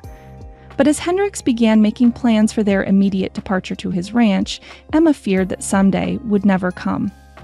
She'd made her choice, and now she would have to live with the consequences, no matter how much they cost her heart. Chapter 5: The Sacrifice. The Hendricks mansion sat on a hill overlooking Cedar Creek like a monument to wealth and power, its white columns gleaming in the afternoon sun. Emma stood at the window of what had once been the guest room and was now her gilded prison, watching the town below go about its daily business, unaware that their lives were controlled by the man who'd bought their sheriff and terrorized their neighbors. 3 days had passed since her capture in the canyon, 3 days of being treated like a prized possession rather than a human being. Hendricks had been the perfect gentleman on the surface, providing her with elegant gowns, fine meals, and a comfortable room, but the locked door and armed guards made her situation crystal clear. "Miss Emma," a soft voice interrupted her brooding. "Mr. Hendricks sent me to help you dress for dinner." Emma turned to see Maria, Hendricks's young Mexican housekeeper, holding a burgundy silk gown that probably cost more than most people in Cedar Creek earned in a year. The girl's dark eyes held sympathy and something else, a flicker of understanding that made Emma wonder how much she knew about her employer's true nature. "Thank you, Maria," Emma said quietly, accepting the dress. "Tell me, how long have you worked for Mr. Hendricks?" Maria's hands trembled slightly as she began unlacing Emma's day dress. 2 years, señorita, since my papa died and left me with nowhere to go." There was something in the girl's voice that made Emma study her more carefully. Maria couldn't be more than 16, with the kind of delicate beauty that would attract unwanted attention from powerful men. "Has he been kind to you?" Emma asked carefully. Maria's eyes darted toward the door, then back to Emma's face. "He is my patron," she said simply, but Emma caught the fear beneath the words. Another victim, Emma thought with rising anger. How many lives had Hendricks destroyed in his quest for power? How many people lived in fear of crossing him? "Maria," Emma said softly, "if you ever need help, if you ever want to leave this place—" "No," Maria whispered urgently. "Please, señorita, the walls have ears here. Mr. Hendricks, he knows everything that happens in his house." Emma nodded, understanding, but she filed the information away, adding it to the growing list of crimes she was documenting. Somewhere in this house, Hendricks kept records of his illegal activities. Emma was determined to find them. As Maria helped her into the expensive gown, Emma's mind worked frantically. She'd been watching the guards' routines, learning the layout of the house, searching for any weakness she could exploit. Tonight, when Hendricks retired to his study after dinner, she would make her move. The dining room was a testament to Hendricks' wealth, with crystal chandeliers, imported furniture, and paintings that probably cost more than most ranches. Emma took her place at the massive table, feeling like a lamb being fattened for slaughter. "You look lovely, my dear," Hendricks said, taking his seat at the head of the table. "That color suits you admirably." Emma forced herself to smile. "Thank you. The dress is beautiful. Only the finest for my future wife." Hendricks raised his wine glass in a mock toast. "To our upcoming nuptials." Emma lifted her own glass but didn't drink. "When exactly are you planning this wedding?" "This Sunday, in the town church. I've already spoken with Reverend Thompson. He's delighted to perform the ceremony." "So soon?" Emma's heart sank. Sunday was only 4 days away. "I see no reason to delay. Once we're married, you'll be the mistress of one of the largest spreads in Texas. Your financial worries will be a thing of the past. And what about Captain Stone? You promised he would be released." Hendricks' expression grew cold. "The good captain was released this morning, as agreed. He's free to continue his career elsewhere." Emma felt a stab of pain at the casual dismissal. Jed was alive and free, which was all that mattered. But the thought of him riding away, believing she'd chosen wealth over love, made her chest ache with a grief she couldn't. "What about old Pete? Your faithful ranch hand has been returned to tend your remaining stock. A generous gesture, considering his property now belongs to me." Emma's hands clenched in her lap. "The ranch was never yours to take?" "Ah, but it will be once we're married. Community property laws, my dear, your debts become mine, your assets become mine. A perfectly legal arrangement." The satisfied smile on his face made Emma want to throw her wine glass at him. Instead, she forced herself to nod meekly. "I understand you're a practical man, Mr. Hendricks, but surely you want a wife who comes to you willingly, not one who's been coerced. In time, you'll see the advantages of our arrangement. Affection can grow from mutual respect and shared interests." What he meant, Emma knew, was that in time he expected her to accept her fate and stop fighting him. The thought made her skin crawl. After dinner, as Hendricks retired to his study with his brandy and cigars, Emma made her excuse about needing to rest. But instead of going to her room, she crept down the back stairs, her silk slippers silent on the wooden steps. The house was quiet except for the distant murmur of voices from the kitchen where the servants were cleaning up. Emma slipped through the darkened hallways, her heart pounding as she approached Hendricks's private office. The door was locked. But Emma had learned a few useful skills growing up on a ranch. A hairpin and some careful manipulation got her inside within minutes. The office was a shrine to Hendricks' ambitions, with maps of Texas covering one wall, each marked with colored pins indicating properties he owned or wanted to acquire. Emma's breath caught as she saw the scope of his plans. He intended to control half the state. She moved to his desk, searching through drawers for anything that might serve as evidence. In the bottom drawer, hidden beneath a false bottom, she found what she was looking for. A ledger containing detailed records of every illegal transaction, every bribe paid, every family terrorized into selling their land. Emma's hands shook as she flipped through the pages. Here was proof of Hendricks' crimes, documented in his own handwriting. Sheriff Hawkins' payments, the locations of stolen livestock, even the names of families who'd been murdered when they refused to cooperate. A sound in the hallway made her freeze. Footsteps were approaching the office. Emma quickly memorized what she could from the ledger, then returned it to its hiding place and crept toward the window. The footsteps passed by, but Emma's heart continued to race. She'd found what she needed, but getting it to the right authorities would be another challenge entirely. With Hawkins in Hendricks' pocket and the nearest honest lawman days away, she needed to find another solution. The next morning brought news that made Emma's blood run cold. Maria entered her room with trembling hands, her face pale with fear. "Señorita, there are men in town asking questions about you and Mr. Hendricks. The patron is very angry." Emma's heart leaped. "What kind of men?" "I don't know, but Mr. Hendricks sent word to the sheriff. He says anyone who interferes with his wedding will be dealt with permanently." Emma felt a chill of fear. If Jed had returned, if he was trying to help her, Hendricks would have him killed without hesitation. "Maria, I need you to get a message to someone in town. Can you do that?" The girl's eyes widened with terror. "I cannot, señorita. If Mr. Hendricks found out—" "He won't," Emma said firmly. "But if you help me, I can make sure he never hurts anyone again." Maria stared at her for a long moment, then nodded slowly. What do you need me to do? Emma quickly wrote a note, encoding it in language that would mean nothing to Hendricks, but would be clear to its intended recipient. She folded it carefully and pressed it into Maria's hand. Take this to the saloon. Ask for a man named Billy Santos. If he's not there, find Tom Bradley at the general store. Tell them it's from a friend who needs help. Maria tucked the note into her apron and hurried away, leaving Emma to pace her room like a caged animal. She'd set events in motion now, but whether they would lead to freedom or disaster remained to be seen. The afternoon brought visitors to the mansion, and Emma's heart sank when she heard familiar voices in the front hall. Through her window, she could see Jed's bay gelding tied to the hitching post, his distinctive Texas Ranger tack unmistakable. He'd come back for her. The realization filled her with equal parts joy and terror. Joy that he cared enough to risk his life for her, terror that Hendricks would make good on his threats. "Miss Whitmore," Hendricks called from the bottom of the stairs, "you have a visitor.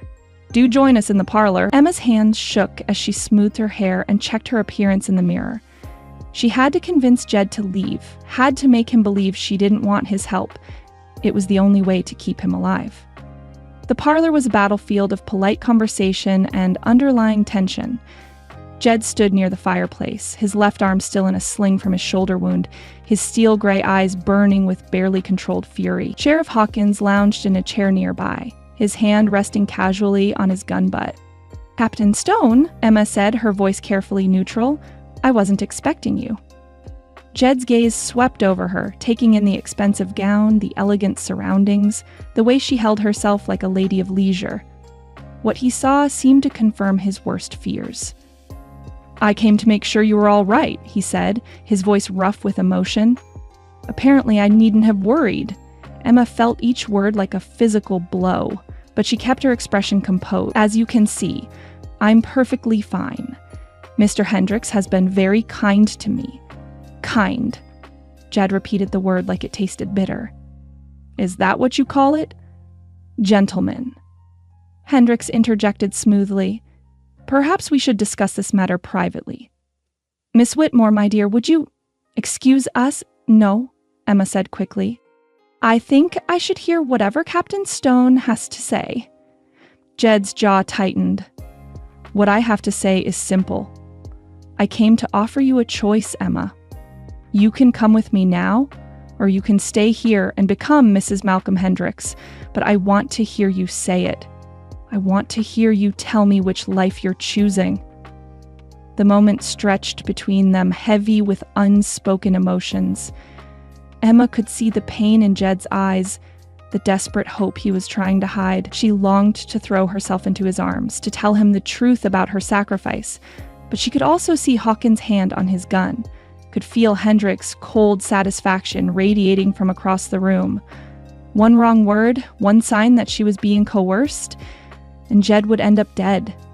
"I've made my choice," she said quietly. "I'm marrying Mr. Hendricks on Sunday." Jed's face went white.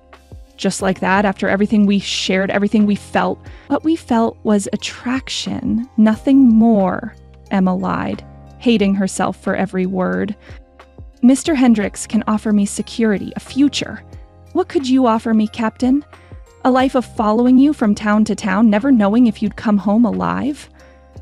The words hit their mark. Jed's expression crumbled, and for a moment Emma saw the lost, broken man beneath the ranger's tough exterior. "I see," he said, finally. "I suppose I should congratulate you then.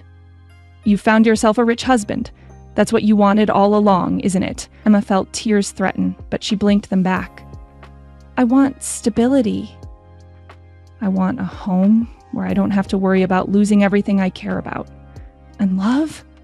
Jed's voice was barely a whisper. "Does love matter at all?" Emma met his gaze steadily, praying he would see the truth she couldn't speak aloud. "Love is a luxury I can't afford." Something died in Jed's eyes at those words. His shoulders straightened, and when he spoke again, his voice was cold and professional. "Then I wish you happiness, Miss Whitmore. May you find everything you're looking for." He turned to go, then paused at the doorway. "For what it's worth, I hope he makes you happy. You deserve better than a broken-down ranger with nothing to offer but a life of uncertainty." With that, he was gone, leaving Emma feeling as if her heart had been torn from her chest. She stood frozen in the parlor, listening to his boots on the front steps, the creak of leather as he mounted his horse, the sound of hoofbeats fading into the distance. "Well," Hendricks said with satisfaction, "that's settled then. Sheriff, thank you for your assistance. I trust the good captain won't be bothering us again." "He won't," Hawkins said grimly. "I made it clear that his interference wouldn't be tolerated. If he's smart, he'll be out of the territory by nightfall." Emma wanted to scream, to rage against the injustice of it all. Instead, she excused herself and fled to her room, where she could finally let the tears fall. She'd saved Jed's life, but at what cost? He would never forgive her for what he saw as her betrayal. He would carry the pain of her rejection for the rest of his life, never knowing that she'd chosen to sacrifice her own happiness for his safety. As night fell over Cedar Creek, Emma sat by her window and watched the town lights twinkle below. Somewhere out there, Jed was probably drinking himself into oblivion, convinced that the woman he'd begun to love had chosen money over him. The irony was cruel. She loved him more than her own life, but the only way to prove it was to let him believe she didn't love him at all. 3 more days until the wedding. 3 more days to find evidence that would destroy Hendricks and free herself from this nightmare. 3 more days to somehow get word to the authorities before it was too late. Emma dried her tears and set her jaw with determination. She'd made her sacrifice, but she wasn't giving up. Somehow she would find a way to expose Hendricks' crimes and win back her freedom. And maybe, if she was very lucky, she would find a way to explain the truth to Jed Stone before it was too late for both of them. But first, she had to survive the next 3 days without losing her mind or her hope. In a house full of enemies, with her wedding to a monster approaching fast, Emma had never felt more alone. Outside her window, storm clouds gathered on the horizon, promising another night of thunder and lightning. But this time, Emma wouldn't be sharing the storm with the man she loved. This time, she would face it alone. Chapter 6, The Truth Revealed.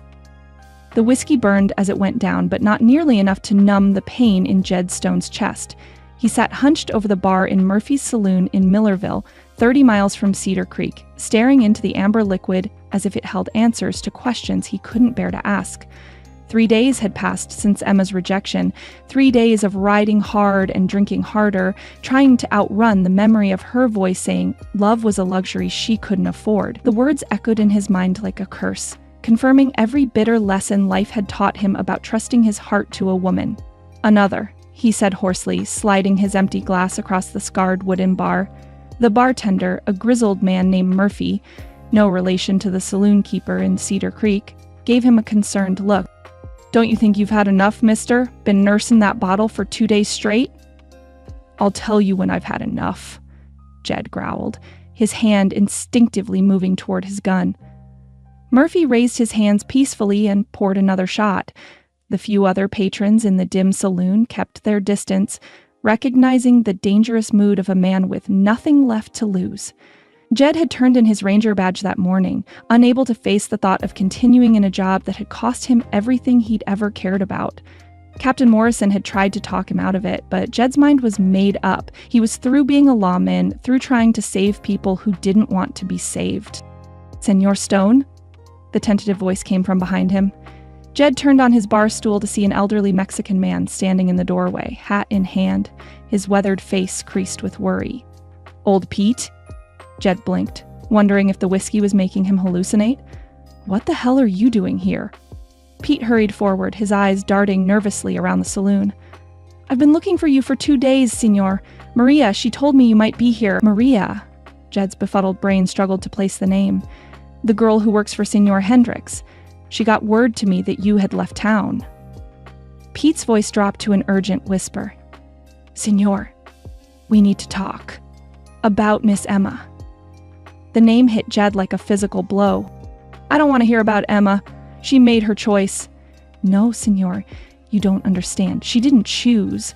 She chose a rich husband over a broken-down ex-ranger," Jed interrupted bitterly.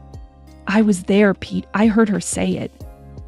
Pete's calloused hand gripped Jed's arm with surprising strength. Please, Signor, 5 minutes. That's all I ask. Then if you still want to drink yourself to death, I won't stop you." Something in the old man's voice penetrated Jed's alcoholic haze. Pete had been Emma's father's friend, had helped raise her after her mother died. He wouldn't have ridden 30 miles just to make conversation. 5 minutes, Jed agreed reluctantly. Pete led him to a corner table, away from the other patrons. As they sat down, Jed noticed for the first time the rope burns on Pete's wrists, the bruises on his face that were just beginning to fade. "What happened to you?" Jed asked, his lawman's instincts overriding his self-pity. Pete rolled up his sleeves, revealing more evidence of rough treatment. "Hendrix's men. They came to the ranch the day after you and Miss Emma rode out. Said they were looking for information about where you'd gone. Did you tell them?" "Nothing," Pete said proudly, "but they didn't believe me. Kept me tied up in the barn for 3 days, trying to make me talk. Finally, one of them, a young vaquero named Carlos, he helped me escape, said he couldn't stand to see an old man treated so badly." Jed felt a stab of guilt. Pete had suffered because of his involvement in the search for Emma's horses. "I'm sorry, Pete. I never meant for you to get hurt. That's not why I'm here, Signor." Pete leaned forward, his brown eyes intense. "I'm here because Miss Emma, she's in terrible danger, and you're the only one who can help her. She doesn't want my help. She made that clear enough." Pete's weathered face creased with frustration. "Signor, you are a smart man. You've been a lawman for many years, but you don't understand women, especially not a woman like Miss Emma." "I understand enough," Jed said bitterly. "I understand that when push came to shove, she chose security over love." "Did she?" Pete challenged. "Or did she choose to save your life?" The words hung in the air between them like a challenge. Jed stared at the old man, his alcohol-clouded mind struggling to process the implication.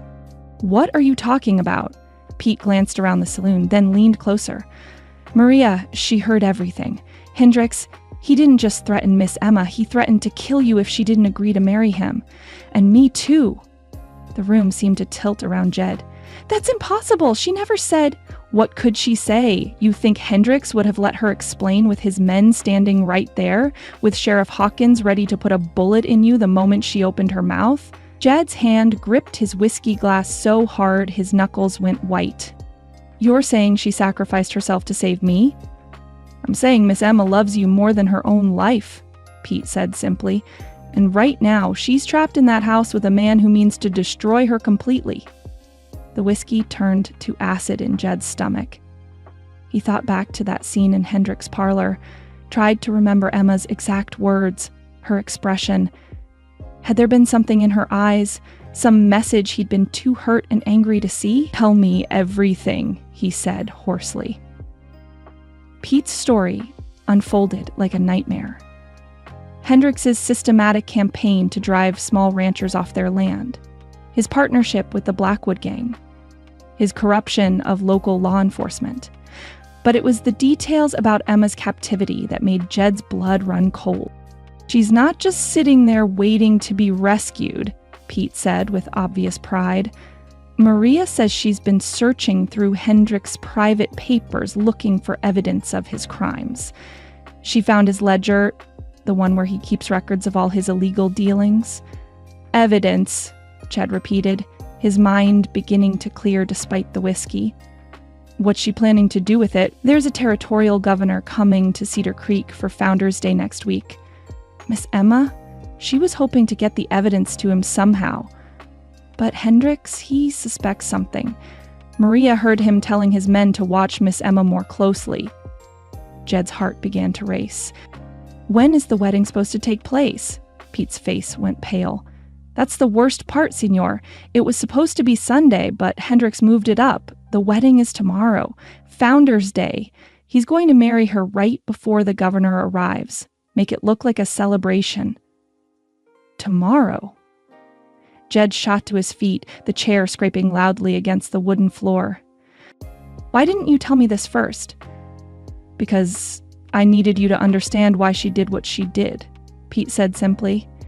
"If you're going to save her, you have to know the truth about her sacrifice." Jed stared down at the old man, his mind reeling. Emma hadn't betrayed him. She'd saved his life at the cost of her own freedom. While he'd been drowning his sorrows in whiskey, she'd been risking everything to gather evidence against one of the most dangerous men in Texas. And tomorrow, if he didn't act, she would be forced to marry a monster. "I need to get back to Cedar Creek," he said, his voice rough with urgency. "See, but you cannot go alone. Hendricks has too many men, and Sheriff Hawkins will shoot you on sight if you show your face in town." Jed's jaw tightened. "And then I'll have to be careful not to let him see me. Senor, listen to me." Pete rose and gripped Jed's arm. "Ms. Emma, she has friends in town. People who have suffered under Hendricks' thumb, who would help if they thought there was a chance to stop him. What are you suggesting?" "A plan, senor. Not just a rescue, but a way to expose Hendricks' crimes to the governor and everyone else. Ms. Emma, she's been gathering evidence, but someone needs to make sure it reaches the right people." Despite his urgency, Jed recognized the wisdom in Pete's words. A direct assault on the Hendricks mansion would likely get them all killed and accomplish nothing. But a coordinated effort, timed to coincide with the governor's visit. "Tell me about these friends of Emma's," he said. Pete's weathered face brightened with hope. "Tom Bradley, for one. Hendricks' men burned his barn last month when he wouldn't sell his land. And the widow Morrison? They killed her husband when he tried to organize the other ranchers. There are others, senor. Good people who are tired of living in fear."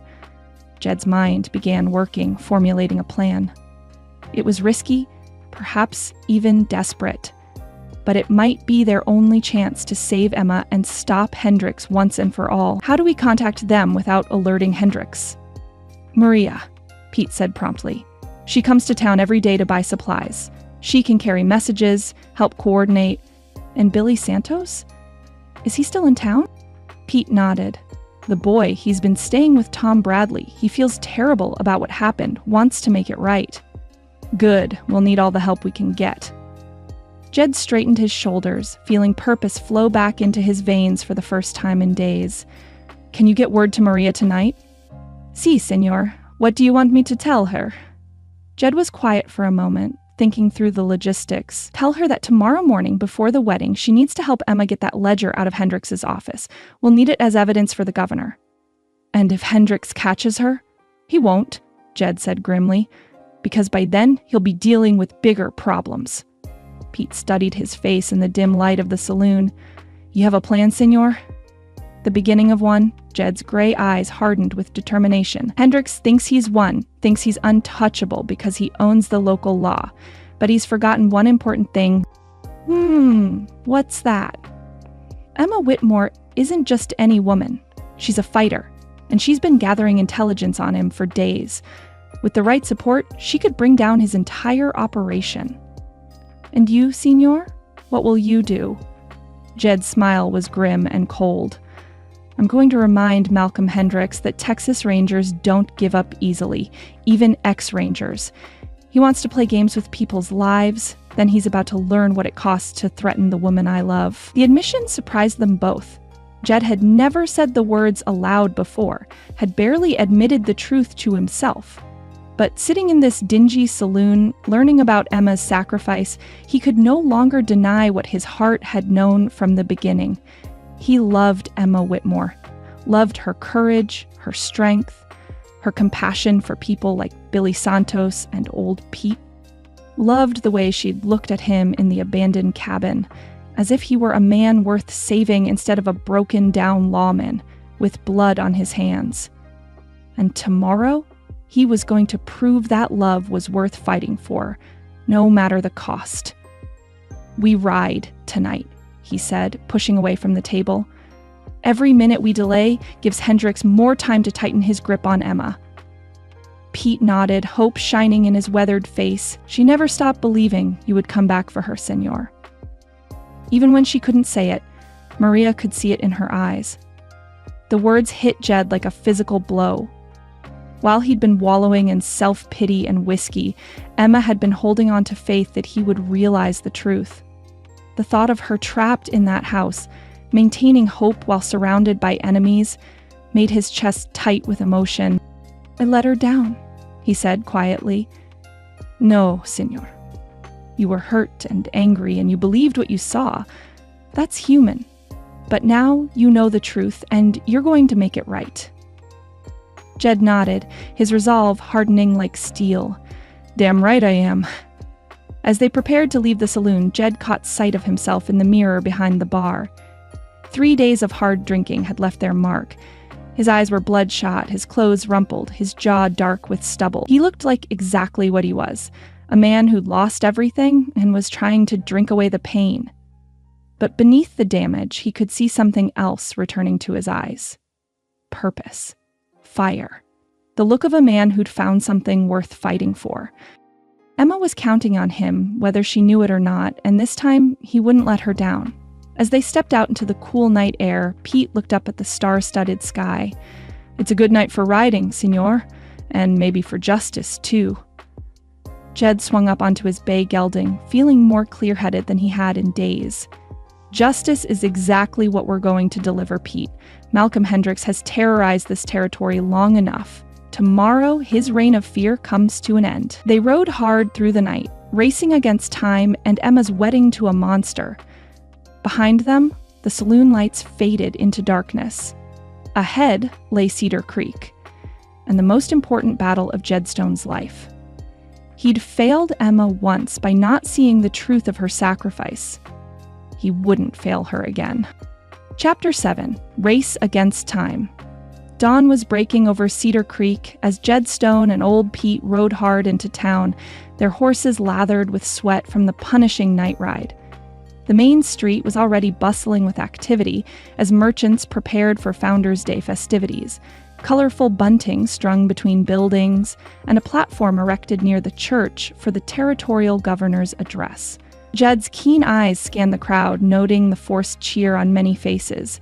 These people were putting on a show for their distinguished visitor, but underneath the celebration lay the fear that had gripped the town for months. "There." Pete pointed toward the general store. "Tom Bradley." They dismounted and approached the weathered rancher who was loading supplies into his wagon with mechanical precision.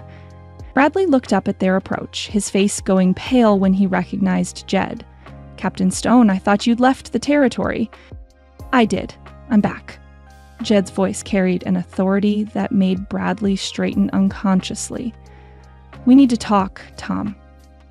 About Malcolm Hendricks and what he's done to this town."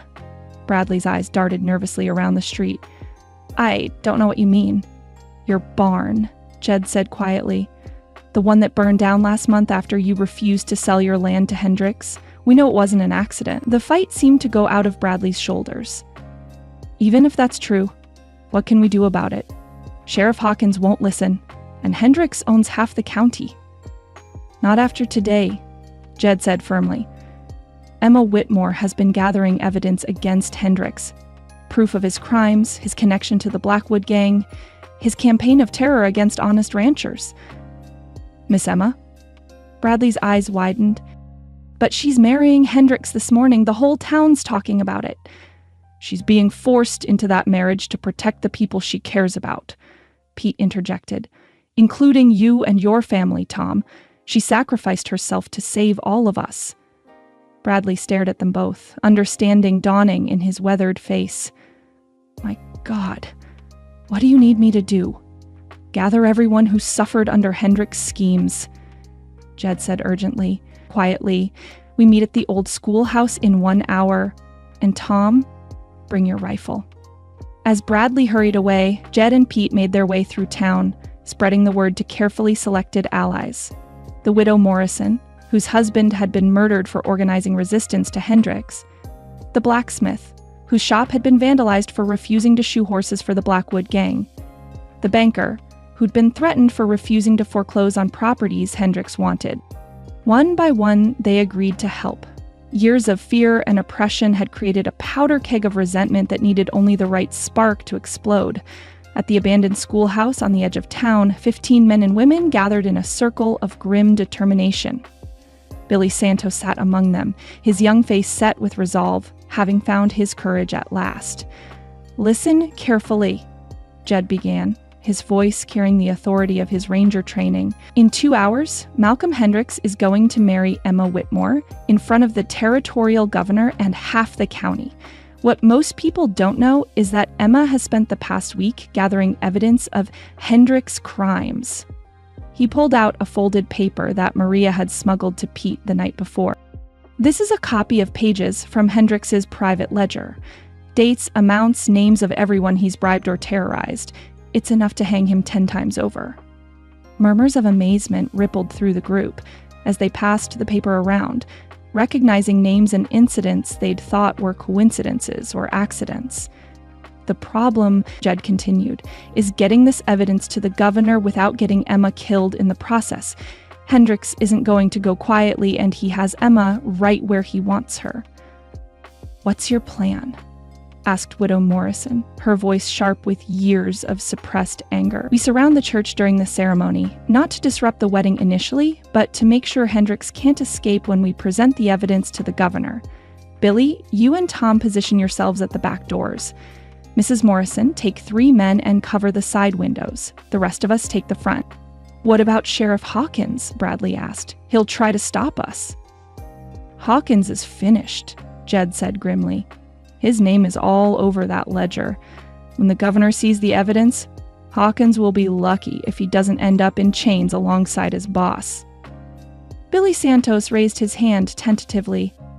"What about the other gang members? Some of them might be in town for the wedding."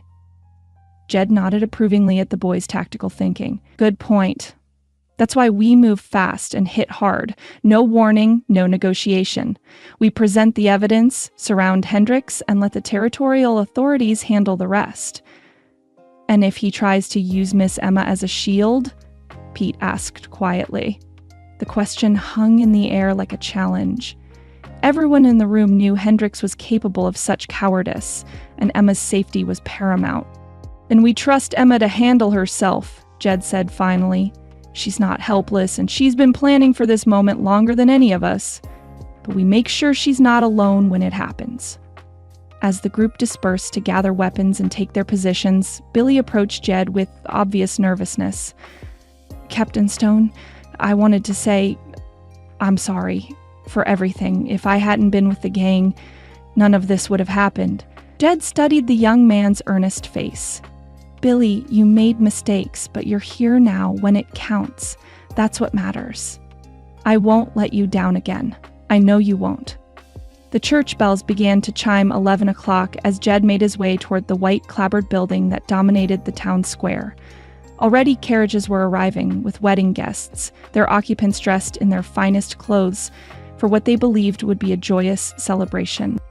If only they knew, Jed thought grimly, that they were about to witness the downfall of the man who'd terrorized their community for years.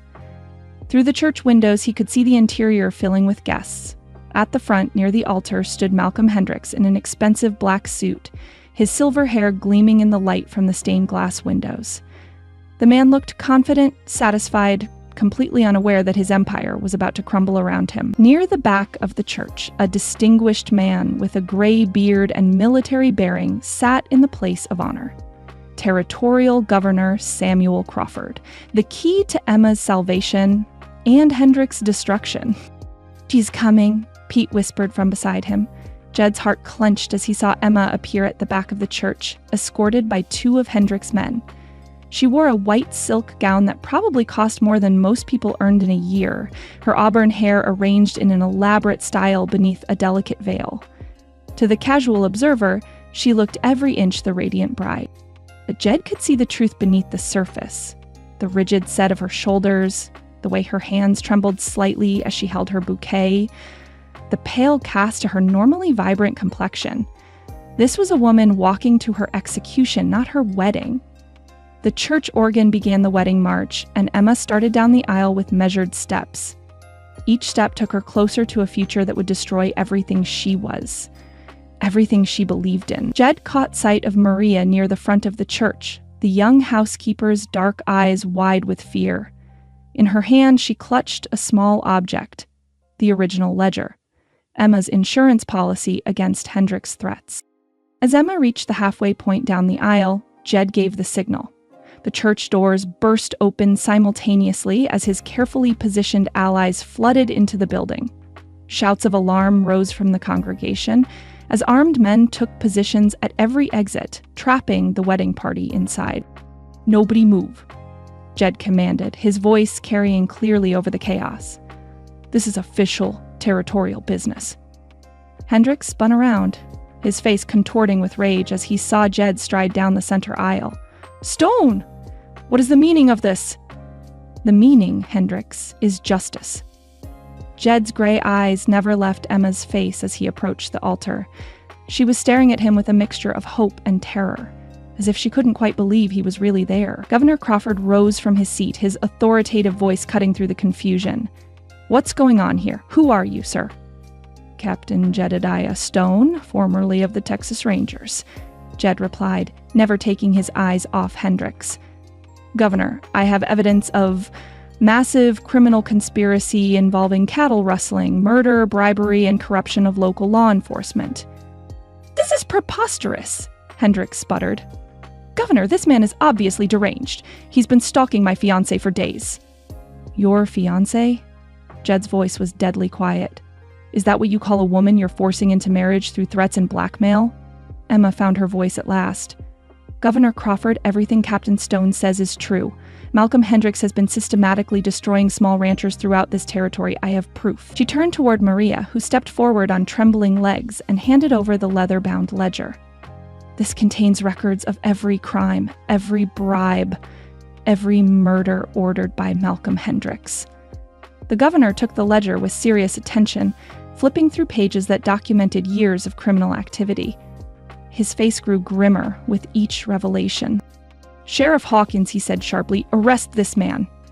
But Hawkins remained frozen in place, his face pale with the knowledge that his own crimes were documented in that ledger. The sheriff's hesitation was all the confirmation the governor needed. "I see," Crawford said coldly. "Then I'll have to rely on other authorities." He turned to Jed. "Captain Stone, will you take Malcolm Hendricks into custody?" "With pleasure, Governor." But Hendricks wasn't finished. With desperate speed, he lunged toward Emma, grabbing her around the waist and pressing a derringer to her temple. "Stay back," he snarled, his cultured facade finally cracking to reveal the monster beneath. "All of you, stay back, or she dies!" The church erupted in screams as guests scrambled for cover. Jed froze, his hand hovering over his gun, knowing that one wrong move could cost Emma her life. "Let her go, Hendricks," he said quietly. "It's over. You can't escape this." "Can't I?" Hendricks backed toward a side door, dragging Emma with him. "My horse is waiting outside. The lady and I are going to take a little ride, and if anyone follows us, she'll pay the price."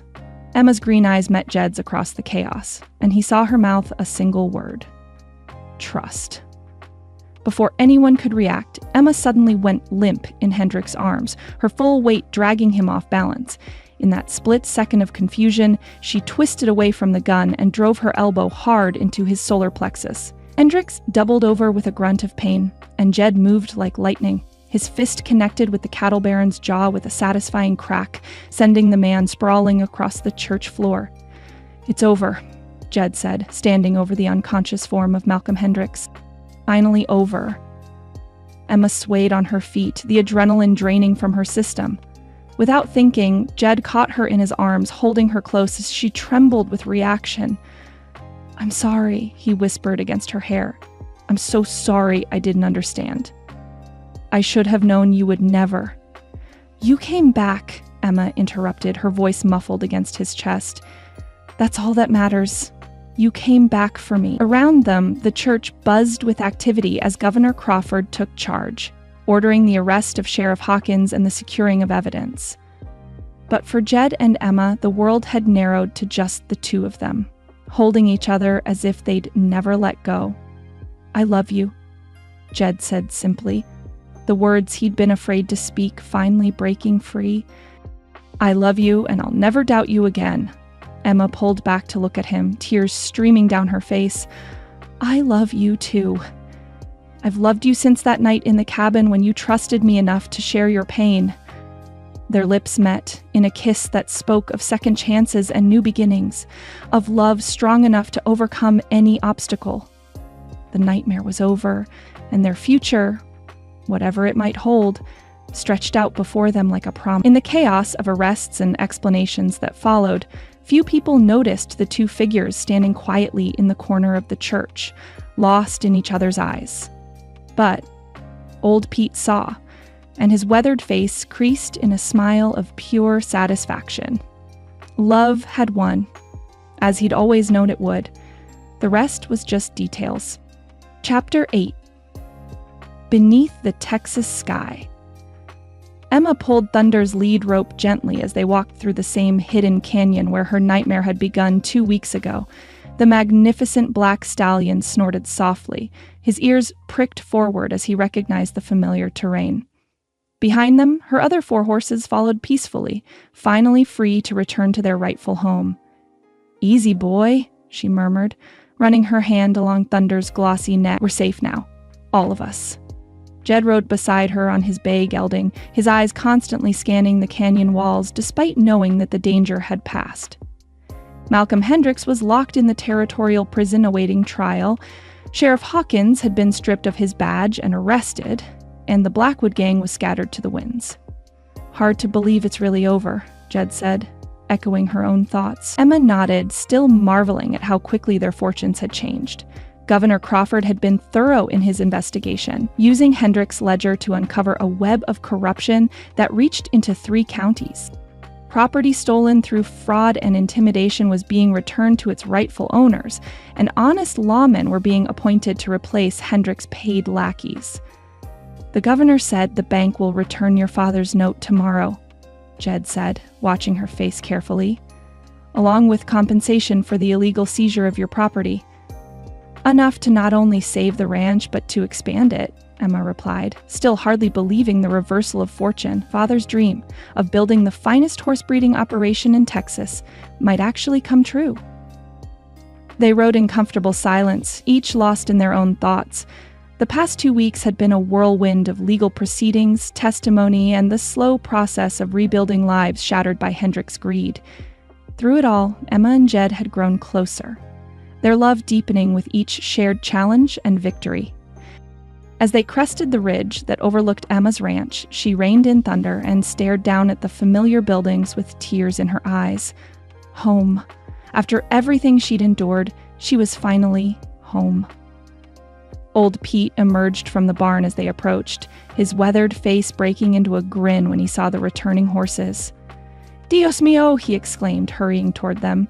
"Thunder, you beautiful devil, I thought I might never see you again." The stallion whickered a greeting, clearly remembering the man who'd helped raise him from a colt. Pete's hands moved expertly over the horse's legs and body, checking for any signs of mistreatment during his captivity.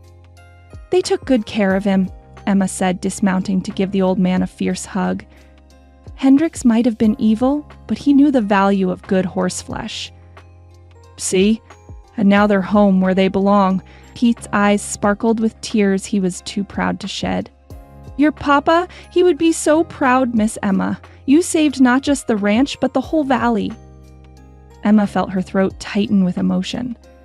She'd thought about her father constantly during the dark days of her captivity, drawing strength from his memory and his belief in doing what was right regardless of the cost. "We all saved it," she said firmly. "You, me, Captain Stone, Billy, everyone who found the courage to stand up to Hendricks." As if summoned by his name, Billy Santos emerged from the barn, his young face bright with the health and happiness that had replaced the hollow desperation of his outlaw days. Tom Bradley had taken the boy in, giving him honest work and a chance to build a better life. "Miss Emma," Billy called out, jogging toward them. "I've been helping Pete repair the corral fencing. We should have it finished by tomorrow." "Thank you, Billy, both of you." Emma's voice was warm with gratitude. "I don't know what I would have done without friends like you." Jed dismounted and began helping Pete and Billy unsaddle the horses, but Emma noticed his slight hesitation when it came to removing his own gear. The gesture was subtle, but she'd learned to read his moods over the past weeks. "Planning to ride out again soon?" she asked quietly. Jed's hand stilled on his saddle. Good pay, chance to make a real difference. Emma's heart sank, though she tried not to let it show. That sounds like a wonderful opportunity. It is. Jed turned to face her, his gray eyes serious. But it would mean traveling throughout the territory, being away for weeks at a time. I understand.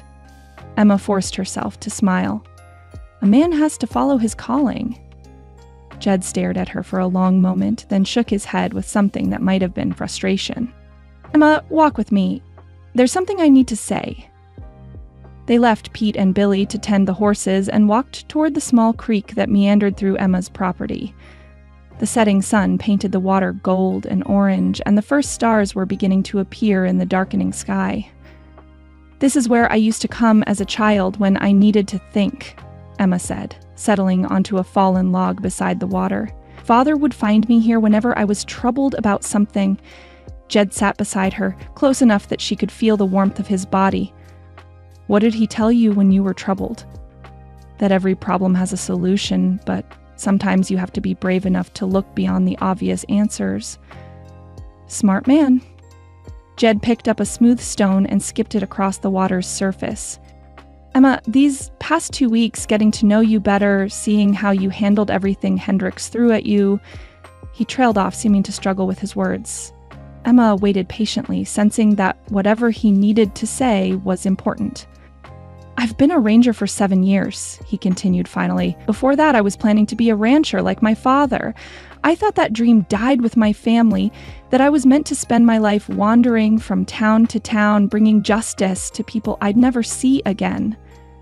Maybe that was exactly what you were meant to do, Emma said softly. Maybe everything that happened to you led you here, to this moment, to save this valley from Hendricks. Jed turned to look at her, his expression intense. And maybe it led me to you. Emma's breath caught at the emotion in his voice. Jed, I love you, Emma. Not just the pretty woman who can track better than most men and handle horses like they're extensions of her own soul. I love the woman who sacrificed herself to save people she cared about, who risked everything to gather evidence against a monster, who never gave up hope, even when everything seemed lost. Tears spilled down Emma's cheeks. I love you too, more than I ever thought possible. Then marry me. The words came out in a rush, as if he'd been holding them back for days. I know I don't have much to offer. No ranch, no settled home, just a man who spent too many years living with ghosts. But I promise you, Emma, I'll spend the rest of my life trying to be worthy of your love. Emma stared at him through her tears, her heart racing with joy and disbelief. Are you asking me to give up my ranch and follow you around the territory? Jed's face fell. If you can't, I understand. The ranch is your father's legacy, your dream. I have no right to ask you to abandon it. Oh, you stubborn man. Emma laughed through her tears, reaching out to cup his face with her hands. I'm not asking because I'm opposed to the idea. I'm asking because I want to understand what kind of life you're offering me. Hope flickered in Jed's eyes. What kind of life do you want? Emma was quiet for a moment, thinking about her father's dreams, her own ambitions, and the love that had grown between her and this complicated, honorable man. I want a life with you, she said finally. Whatever that looks like, if you want to accept the marshal's position, we'll find a way to make it work. If you want to help me build the horse breeding operation my father dreamed of, we'll do that together. The important thing is that we face whatever comes as partners. Jed's hands covered hers, his voice rough with emotion.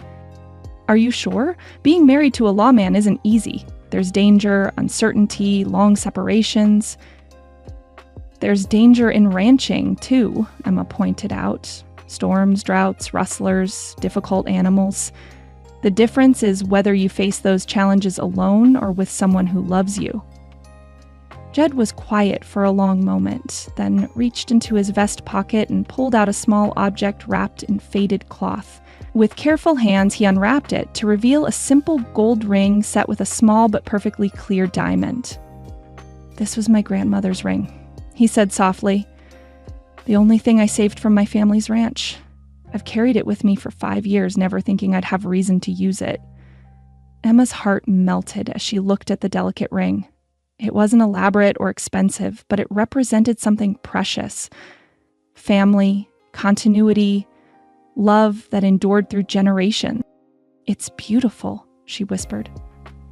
Jed slipped off the log and knelt beside the creek, taking her left hand in both of his. "Emma Rose Whitmore, will you marry me? Will you take a chance on a reformed ranger who promises to love you with everything he has?" "Yes," Emma said, her voice strong and clear despite her tears. "Yes, I'll marry you, Jedediah Stone." The ring slipped onto her finger as if it had been made for her, and Emma marveled at the way it caught the starlight. Above them, the vast Texas sky spread out in all its glory, the same sky under which they'd first kissed, first shared their pain, first dared to hope for something better. "I've been thinking about the marshal position," Jed said as he sat back down beside her. "Maybe it's time I stopped running from the past and started building a future." "What do you mean?" "I mean, maybe I should turn down the governor's offer and accept Sheriff Bradley's suggestion instead." Emma looked at him in surprise. Tom Bradley had mentioned to several people that Cedar Creek needed a new sheriff, someone honest and capable, who could help the community heal from Hendrick's reign of terror. "You'd want to stay here, permanently?" "I want to stay wherever you are," Jed said simply. "If that's here building the horse operation your father dreamed of, then that's where I belong. If you want to travel, see more of the world, then we'll do that together." Emma leaned against his shoulder, feeling a contentment she'd never experienced before. "I think Father would have liked you. He always said a good ranch needed both dreams and practical skills to make them come true." "What kind of dreams are we talking about?" Emma gestured toward the darkened pastures, where her horses grazed peacefully. "Breeding the finest horses in Texas, maybe shipping them back east to people who appreciate quality bloodlines, building something that will last for generations." "Sounds like a worthy dream." Jed's arm tightened around her. "Big enough for two people to share?" "Big enough for a family," Emma said softly, then blushed at her own boldness. Jed's breath caught. "Children?" "Someday, if we're blessed." Emma turned to look at him, seeing wonder and longing in his expression. "Is that something you want?" "I never dared hope for it," Jed admitted. "After losing my family, I convinced myself I wasn't meant for that kind of happiness. But with you? Yes, Emma, I want children with you. I want to build something lasting and good."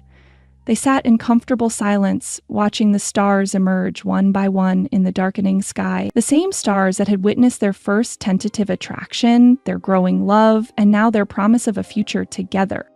"When do you want to have the wedding?" Emma asked eventually. "Tomorrow," Jed suggested with a grin. Emma laughed. "I think the town has had enough drama for 1 month. Let's give everyone time to recover from the last wedding attempt." "Fair point. Next month, then?" "Next month sounds perfect." As the night deepened around them, Emma thought about all the changes the past weeks had brought. She'd nearly lost everything: her ranch, her horses, her freedom, even her life. But in the process, she'd found something infinitely more precious. A love strong enough to weather any storm. A partner who would stand beside her through whatever challenges lay ahead. "Thank you," she said softly. "For what? For coming back for me. For believing in me. For seeing past the surface to who I really am." Jed kissed the top of her head. "Thank you for not giving up. For fighting for what you believed in, even when it cost you everything. For showing me that some things are worth risking your heart for." Above them, the stars wheeled in their ancient patterns, bearing witness to another love story played out beneath the vast Texas sky.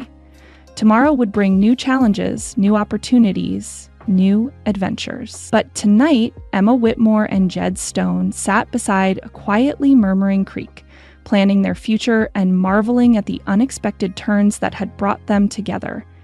In the distance, thunder whinnied softly, as if adding his blessing to their union. Emma smiled, knowing that her father's spirit lived on in the horses he'd loved, the land he'd cherished, and the dreams he'd passed down to his daughter. The nightmare was over, the dream was just beginning. Epilogue. The happy ending. 6 months later, Emma adjusted the pearl buttons on her mother's ivory silk wedding dress as she gazed out the window of her childhood bedroom. Below in the yard, lanterns strung between the oak trees cast a warm glow over long tables laden with food, while fiddle music drifted up from the makeshift dance floor.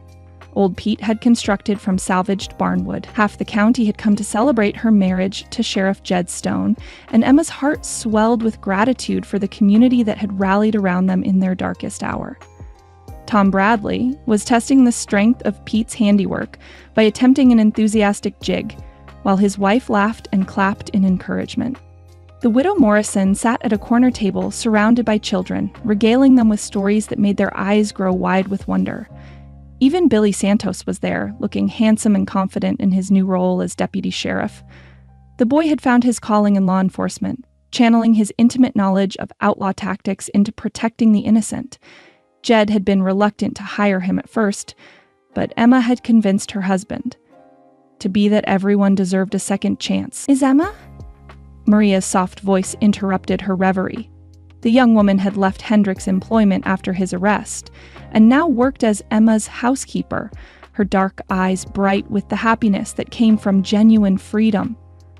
"It's time," Emma nodded, taking one last look at herself in the mirror. The dress had belonged to her mother, carefully preserved in lavender and hope through all the years since her death. The ivory silk had yellowed slightly with age, but Emma thought it perfect. A connection to the woman who'd given her life and the father who'd shaped her spirit. "You look beautiful, mija," Maria said softly, fastening the delicate pearl necklace that had been Tomas Whitmore's wedding gift to his bride. "Like an angel." Emma touched the pearls gently, feeling her parents' presence in the cool smoothness of the gems. They would have loved Jed, she knew. Her father would have appreciated his integrity and strength, while her mother would have seen the gentleness he tried so hard to hide. The sound of boots on the stairs announced old Pete's arrival. His weathered face creased in a smile as he offered his arm. "Your chariot awaits, Señorita Emma," he said with exaggerated formality. "Though I think Sheriff Stone might combust if he has to wait much longer." Emma laughed, linking her arm through his. Pete had asked for the honor of giving her away, and she couldn't imagine anyone more fitting for the role. He'd been her father's closest friend, her own surrogate grandfather, and the man who'd risked everything to bring Jed back to save her. They walked down the familiar stairs and through the house that had been her sanctuary and her prison, her past and her future. As they stepped onto the front porch, Emma's breath caught at the sight before her. Every person who'd suffered under Malcolm Hendrick's tyranny was there, their faces glowing with joy in the lantern light. But it was the man standing beneath the oak tree where her parents had been married 30 years ago who made her heart race with anticipation. Jed wore a black suit that emphasized his broad shoulders and lean build, his dark hair neatly combed for once, though Emma could already see rebellious strands beginning to escape. The silver star on his vest gleamed in the soft light, a symbol of the respect he'd earned from a community that had learned to trust again. But it was his eyes that held her captive as she walked toward him. Those steel gray eyes that had once been so cold and guarded, now warm with love and wonder as they drank in the sight of her. Reverend Thompson, newly arrived from Austin to replace the corrupt minister who'd fled with Hendrick's other accomplices, stood waiting with his Bible open. The honest man of God had been recommended by Governor Crawford himself, and his kind face radiated the genuine faith that had been so lacking in their community. "Dearly beloved," Reverend Thompson began as Emma took her place beside Jed, "we are gathered here tonight under God's vast sky to witness the joining of two hearts that have weathered storms and emerged stronger for the testing." Emma barely heard the traditional words, too lost in Jed's steady gaze. His hand found hers, strong and calloused from years of hard living, but gentle as it cradled her fingers. The simple gold band that would soon join her grandmother's ring on her finger waited in his palm, warm from his touch. "The rings?" Reverend Thompson prompted gently. Jed's voice was steady despite the emotion Emma could see in his face. With this ring I thee wed. I promise to love you, protect you, and stand beside you through whatever trials or joys the Lord sees fit to send us. You are my heart, Emma, and I am yours for all the days of my life." Emma's voice trembled only slightly as she placed the matching band on his finger. "With this ring I thee wed. I choose you, Jedediah Stone, not just for today, but for every day that follows. In prosperity and hardship, in sickness and health, in peace and danger, I will be your partner and your love. By the power vested in me by the territory of Texas and Almighty God," Reverend Thompson declared with satisfaction, "I now pronounce you husband and wife. Sheriff Stone, you may kiss your bride." The cheer that went up from the assembled crowd rivaled the sound of Thunder's triumphant whinny as Jed's lips found Emma's in a kiss that spoke of promises kept and dreams fulfilled. When they finally broke apart, Emma saw tears in her new husband's eyes that matched her own. "Mrs. Stone?" he said softly, testing the sound of her new name. "I like the sound of that," Emma replied, her heart so full she thought it might burst. The celebration that followed was everything a frontier wedding should be: loud, joyous, and filled with the kind of simple pleasures that made life worth living. Mrs. Bradley had outdone herself with the feast, producing platters of fried chicken, fresh biscuits, and apple pie that disappeared almost as quickly as they appeared on the tables. Tom Bradley raised his glass of Old Pete's carefully hoarded whiskey in a toast that brought tears to more than one set of eyes. To Sheriff and Mrs. Stone, who showed us all that sometimes the bravest thing you can do is trust in love and fight for what's right. May your marriage be blessed with many years of happiness and enough excitement to keep things interesting. As the evening wore on and the dancing began in earnest, Emma found herself swept from partner to partner. Pete's courtly waltz, Tom Bradley's enthusiastic polka, even Billy Santos's carefully practiced two-step. But it was when Jed finally claimed her for their first dance as husband and wife that the evening reached its perfect moment. The fiddle player, an old cowboy named Sam, who'd ridden with Emma's father in younger days, struck up a slow, sweet melody that seemed to capture all the hope and promise of new beginnings. As Jed's arms encircled her and they swayed together beneath the stars, Emma felt the last of her fears and sorrows melt away. "Happy?" Jed asked, his voice warm against her ear. "Beyond words," Emma replied, leaning into his strength. "Though I have to admit, it feels almost too good to be true. I know what you mean. 6 months ago, I was a bitter drunk, convinced I'd never deserve happiness. Now look at me, married to the most amazing woman in Texas, with a job I love and a community that actually wants me around. Don't forget the horses," Emma added with a smile. "Thunder's been showing off for you all week, hoping you'll take him out for a ride." Jed chuckled, spinning her gently as the music swelled. "The stallion and I have an understanding now.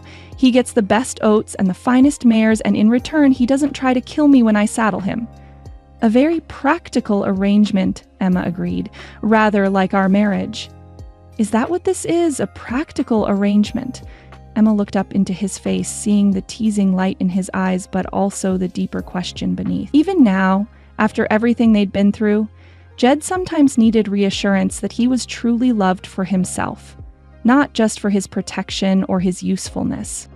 "No," she said softly, rising on her toes to brush her lips against his.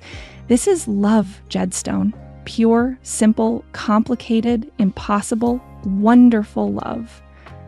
The music ended, but they continued to hold each other as their guests began to drift toward home, calling out final congratulations and promises to visit soon. Pete disappeared into the house and returned with his fiddle, playing a soft lullaby that seemed to bless the night with its gentle melody. As the last lantern was extinguished and the final guest departed, Emma and Jed found themselves alone beneath the vast Texas sky that had witnessed so much of their courtship. In the distance, Emma's horses moved like shadows across the moonlit pasture, Thunder's distinctive silhouette standing guard over his small herd. "It's perfect," Emma whispered, leaning against her husband's chest as they watched the horses graze in peaceful contentment. "It's home," Jed replied, his arms tightening around her. "For the first time since I lost my family, I truly feel like I'm home." Emma turned in his embrace, studying the face that had become so dear to her. The hard lines around his eyes had softened over the past months, and the perpetual wariness that had once marked him was gone. In its place was the quiet confidence of a man who'd found his place in the world. "What are you thinking about?" she asked. "The future," Jed said simply. "Our future. The ranch we'll build together, the children we might have someday, the legacy we'll leave behind." "Children," Emma repeated, warmth spreading through her at the thought. "How many children do you think we should have?" "As many as the good Lord sees fit to bless us with," Jed replied.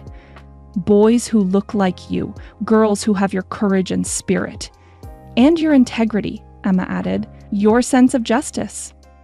"Our children will be lucky to have you as their mother," Jed said seriously. "You'll teach them to be strong and kind, to fight for what's right, but never lose their compassion." Emma felt tears prick her eyes at the certainty in his voice. "We'll teach them together. About horses and justice, about love and sacrifice, about the importance of community and standing up for those who can't stand up for themselves."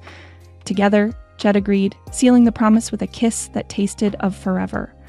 As they finally made their way into the house that was now truly theirs, Emma paused at the threshold to look back at the land that had shaped her, tested her, and ultimately given her everything she'd ever dreamed of. The vast Texas sky stretched endlessly above them, studded with stars that seemed to wink their approval of the love story that had played out beneath their ancient light. Tomorrow would bring new challenges, a ranch to run, a community to protect, a marriage to nurture through all the joys and sorrows that lay ahead. But tonight, Emma Stone was complete in a way she'd never imagined possible. She'd found her partner, her equal, her other half. Together, they would face whatever storms the frontier might bring, knowing that their love was strong enough to weather anything. Beneath the vast Texas sky, a new chapter was beginning, not just for Emma and Jed, but for everyone whose life they'd touched. The nightmare of Malcolm Hendricks was over, but the dream of what they could build together was just beginning, and it would be magnificent.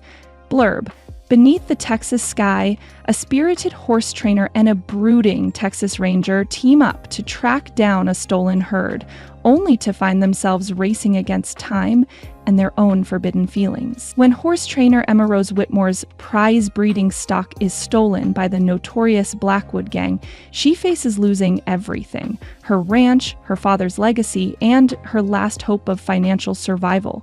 Desperate for justice in a town where the sheriff can't be trusted, Emma storms into the local saloon demanding help, only to clash with Captain Jed Stone, a steel-eyed Texas Ranger haunted by his own tragic past.